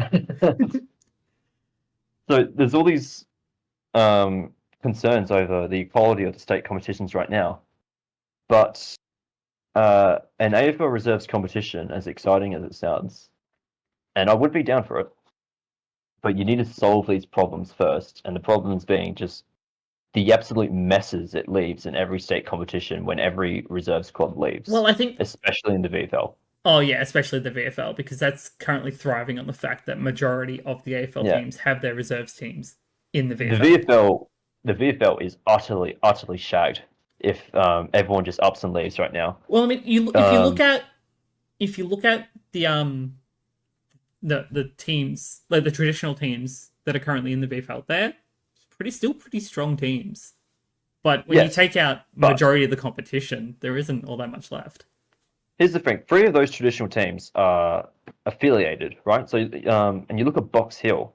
So the Box Hill Oh, Hawks I'm are kind of not affiliated with really the talking Hawthorn about Hawks. Box Hill in that case. I'm talking about like the Boroughs, the Seagulls, like Yeah, the other sort of Williamstown. Yeah, traditional teams. but like Box Hill, very specifically, because they rely so much on Hawthorn's reserves players. Absolutely. Or so Hawthorn pulls out, they're not affiliated with Box Hill anymore. They're actually in like genuine serious trouble of either Oh yeah, Casey's in the same like boat. demoting into an amateur league or straight up folding. Casey's in the same boat. Um, and then obviously the other problem, Southport. It's, um, reserves clubs pull out the VFL, and then Southport is left as the only interstate club in a Victorian competition. Well, And right now I'm just going to bring up what the ladder looks like for the VFL competition, and it's 21 teams. People are complaining it's that Tassie becoming a 19th team is going to be an issue. There are 21 in the VFL. well, that's the other thing. 'Cause Tasmania is meant to join the VFL next year, Yes, because it's how they're going to try and grow some of their and players. yeah, and that's news as recent as last week because I got my I got my record in the mail. They made like a Tasmania special edition record Oh yeah, for like the whole for the membership package sort of thing. yeah, and it's like the 1 year anniversary of them announcing the license, and there's a ton of articles in there. Um, and it's got their full timeline. It's like men's VFL club 2025, I, women AFLW club 2026, I want to know and how then the whole recruiting process is going to go for that. I've got no idea, mate. Honestly, I do know the Tasmanian State League is actually folding at the end of this year. That's confirmed. That's rough. and But it's been shrunk into instead of one state league, they're splitting into three regional leagues, okay. which is apparently going to be better for them because all the teams that would usually compete can't do the state one, but they can do the regional ones. I mean, they do have like three major cities, so I guess they'll be localized in those sorts of regions. Makes sense. So those three regional leagues are going to be directly feeding into a Tasmania Devils academy that they're going to build down there. Actually, I kind of like how that sounds. Yeah, makes a lot of sense. Yeah, no, that sounds pretty good. But Tasmania can't join the VFL. They'll be going to. It sounds like they'll be going to the AFL reserves if all these plans go into fruition. Yeah, which again will make it 19 teams. And then if you look at the VFL list now, the only teams that'll be remaining are Williamstown, Funny you say that. Werribee, Sandringham, Southport, Frankston, Port Melbourne, Coburg, and the Northern Bull Ants, which is only 8 teams.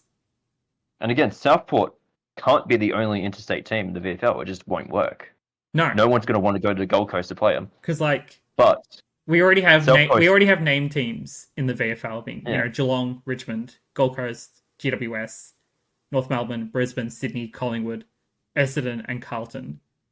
And then you have the affiliated teams in Casey, Box Hill, and the other one I've forgotten. Footscray. There's 3 of them. Footscray. Are they only affiliated? Yeah. I've actually thought that was part of it. I think they're directly linked with the Doggies, but they just have their localized name. Yeah, doing just as much trouble. But Southport has nowhere to go because they're way too good for the Queensland Australian Football League. Mm-hmm. Just leagues above them. But they can't be the only interstate team. It's not going to work. No. So unless they join the reserves competition, which is not a non-zero option. AFL. It's possible, but the issue is that Sydney, GWS, the Suns, and Brisbane are all already represented. Yeah, but the old AFL reserves competition did used to have non-AFL clubs play in them. I know Casey had a couple of seasons in the VFL reserves back in the I want to say 20s before they were not initially affiliated. Not a current example. That's the 1920s. Yeah, but, it's 100 years ago. Yeah, literally 100 years ago. But I don't see another option for Southport. But all of this needs to be ironed out before an AFL reserves competition can go ahead. Absolutely, and you'd like to hope that they're working on it pretty much as we speak. Well, maybe not now because it's 8 o'clock here, but... It is funny that you mention the 19 teams for the AFL reserves. Because there is a world where Tasmania joins an AFL reserves competition next year, and they are the 18th team, and it all evens out because Fremantle is still refusing to join and is still affiliated with Peel. True. So it could actually work out. It could work out. Maybe. Well, I mean, if Fremantle is the only one that's staunchly against it. If Freo want to suffer in the waffle, they can suffer in the waffle. I mean, they're thriving. That's the interesting thing, because Fremantle has gone out of their way several times to say we're perfectly happy with the Peel arrangement, and Peel has gone out of their way several times to say they're not happy with it.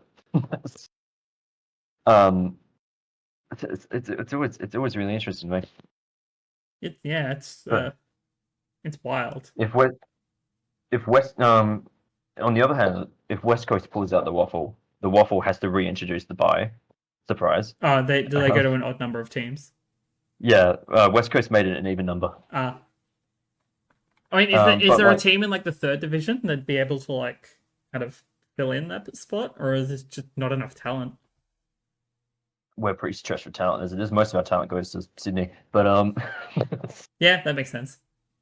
The bye is not a stranger to the waffle. They had a bye for because Peel joined in 97, and then there was just 23 years straight of 9 clubs.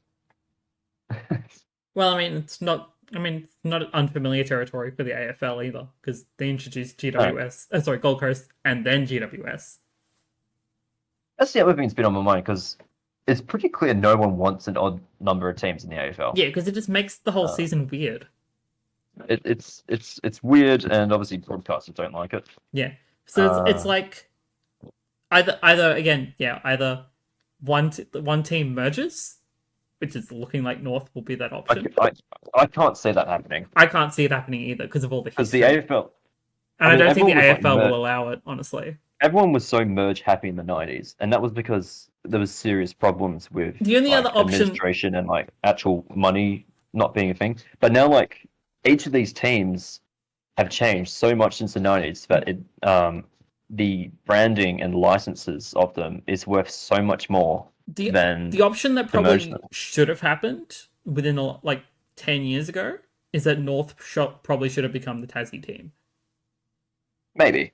But So again, like again, it's yeah, too like late 10 years now. ago, it's way too late now. Yeah. Yeah. I think the only way out is to introduce a 20th license. Yeah, and well, that could go to And South Australia from how yeah, it's things are the age-old looking. question.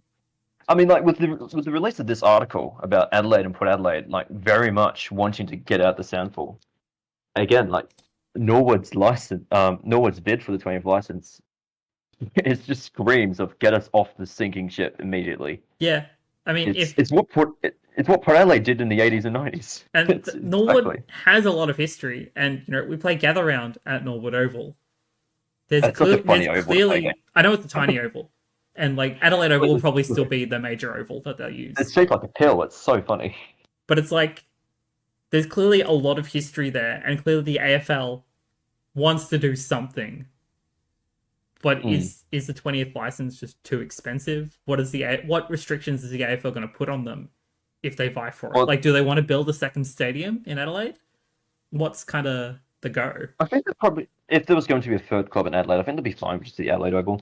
But my concern is that the AFL would be staunchly against promoting an existing club, right? Yeah, Because they want to focused create a team that they have control over. Yeah, like like we went over GWS, this like in Gold Coast. in 2010 with like instead of promoting Southport, we got Gold Coast Suns. Yeah. Or instead of taking literally any Tasmanian club, we got Tasmania. And we've been over it again and again, and Port Adelaide was such an exception to the rule, purely because of how long they spent lobbying and all the politics that were involved with that. Well, yeah, it says here They got really lucky. 155-year history. Yeah, well, Port Adelaide got lucky. That's the long and short of it, and I don't see the AFL letting another existing club into the AFL. No, I don't think they'll do it. No, they'd sooner, and it would cost so much more money, but they would sooner just make another new club from the ground up. Yeah, because again, they want another team that they can control. Yeah, which is what another team, but they have the branding rights to. Yeah, but they own that they can make a lot of money from. Yeah, which is exactly what they've done with GWS, with Gold Coast. Technically with Tassie, even though they have a licensing agreement with Warner Brothers, that's that's a longer story. They've learned their lesson because I mean Adelaide wasn't owned by the AFL until very recently. Correct. They brought, I don't know who was owned it was owned by the Sample beforehand. Yeah, it was. Wasn't it? Because I think the original agreement was that it was a Sandfell license that's kind of moved into the AFL. Yeah, they formed like a composite license for every Sample club except Port Adelaide. Yeah, pretty much. And then Fremantle and West Coast are still owned by the WAFC and are still a thorn in the AFL side. Yes. Because like so much of the money that West Coast earns gets pumped straight back into the waffle rather than the AFL. Which is why it's so dangerous for the West Coast to pull out of the waffle. Yeah, and like if West Coast joins the reserves competition, I think they're still WAFC owned. They will still fund the waffle pretty much single handedly, like they do now. They just won't play in it. And interest would certainly wane a bit. I think it's hard enough to get people to a waffle as it is. Yeah, well, it's certainly funnily enough, a lot of like the kind of the mid-season talent that's come through in the mid-season draft has been from South Freo. Like we picked up 2 players from South Freo, one of them being Marlon Pickett, 2-time premiership player. So it's crazy how much quality players there are in WA. They just don't get a chance. And it's crazy how much South Freo's premiership chances died when those 2 players left. Like they were doing, everyone was like, South Freo, we've got another premiership coming, and then they got drafted mid-year, and then it's just plummeted in a few weeks since. Yeah, one player should not make a premiership team, but in that case, it does. But sometimes it just does. Honestly, I know. In the women's league, there's been a lot of talk about I think she's an East Fremantle player named Zippy Fish. Oh, And I promise I saw an article on her the other day. It's an interesting name. you, That's what she caught gets a lot my of eye. attention for her name. She just played in the. We had the women's state game on Saturday between the Waffle W and the Sandford W. Oh yeah, makes sense. And no, she was absolutely standout. I don't know why I'm bringing this up. I think it's because you just mentioned South and East Fremantle. I mean, possible. But no, we do have a ton of talent, and inevitably they will go elsewhere to to go play footy. Especially if a lot more support goes into the AFLW. Mm. Which The other thing as well, actually, AFLW, like, what is it? If we get a reserves competition for the men's, I know that I think that's coming much after that. I think once we like. I know it was talked AFLW, about when they announced it, but I think it's like at least 2 years after. I think it was 27, just purely because they want to try and actually like get the club functioning and have. Are you talking about Tasmania, right? Yeah. Yeah. I mean, for the AFLW specifically, because they don't even fund reserves teams at this point in time, do they? I don't think any of them do. Actually, no, I'm pretty sure they do. I know the VFLW exists. Yeah, the VFLW exists, but I don't. In fact, I can actually bring that up.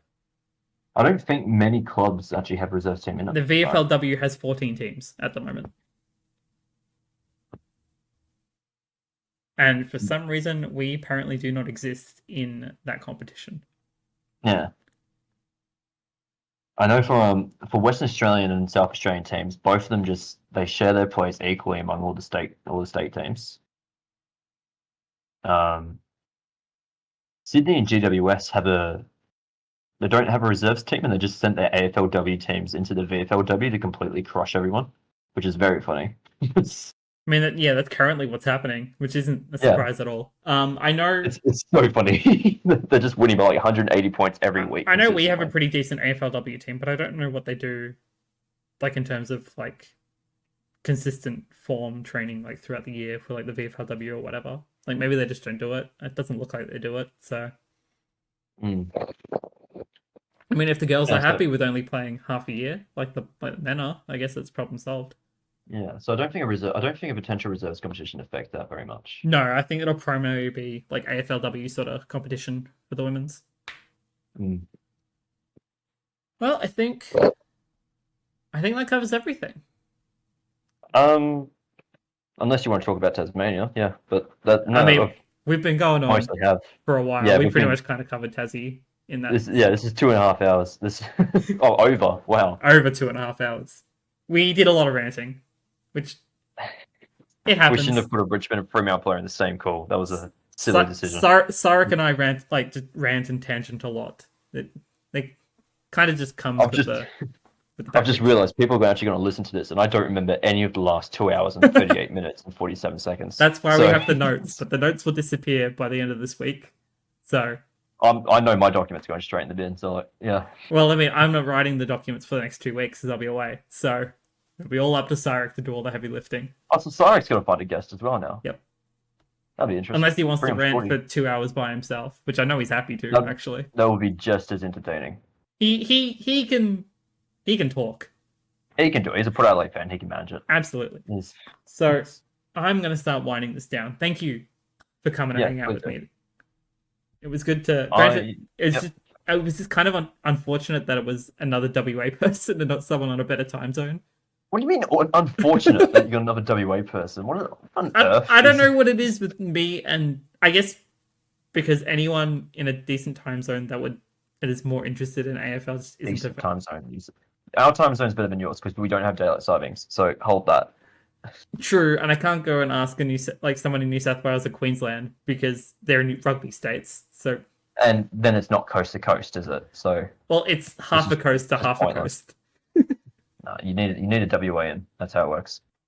What about the Great Australian Bight? Do we count that as a coast? I mean, it's the South Coast. I guess. Sure. I don't know. Anyway, for all of our South Australian viewers, you're represented. Don't worry. We do care about you. Just maybe not as much as our respective ends. No. Thank you very much for the invite. You're very welcome. It's I'm glad I could have you along. been enlightening, revealing just how much I don't actually know about who plays for Melbourne and who plays for Geelong. I mean, you're not missing all that much. Like, there are only a few notable players, really. No, it's been a great 2 hours and 3 hours. We'll say 3 hours. I could have watched like Lord of the Rings in this time, but I mean, that's true. They are pretty long movies. no. It's been a great episode. Been a good run. For everyone listening and watching, Cyric will be doing the duties for the next couple of weeks. I don't know. I don't actually entirely know what his plans are. I think he's just going to try and do audio and then figure out visuals later. Or we will work. Him and I will work that out this week. What's going to go down? It'll just be 3.5 hours straight of him screaming into a microphone because they will not win this week. I would honestly. I could expect that coming. We'll see how that goes for him. The Cyric special. The Cyric special. Trademarking that. All right, I'll let you wind it down. All right. So yeah, thank you all so much. Check out our socials down below or on screen as you can see here. Again, Cyric will handle next week. There are some pretty interesting games next week, so I hope you all get your tips in. Hope you all do better than I am because I'm not going very well. Neither is Snap, to be fair. I'm going fine. All right, just You're higher than me. That's what matters. that's the only thing that matters. But again, thank you all so much, and I will see you all in a couple of weeks. Give Cyric all of my love on next week's episode, and have a good one. Goodbye. Have a good one.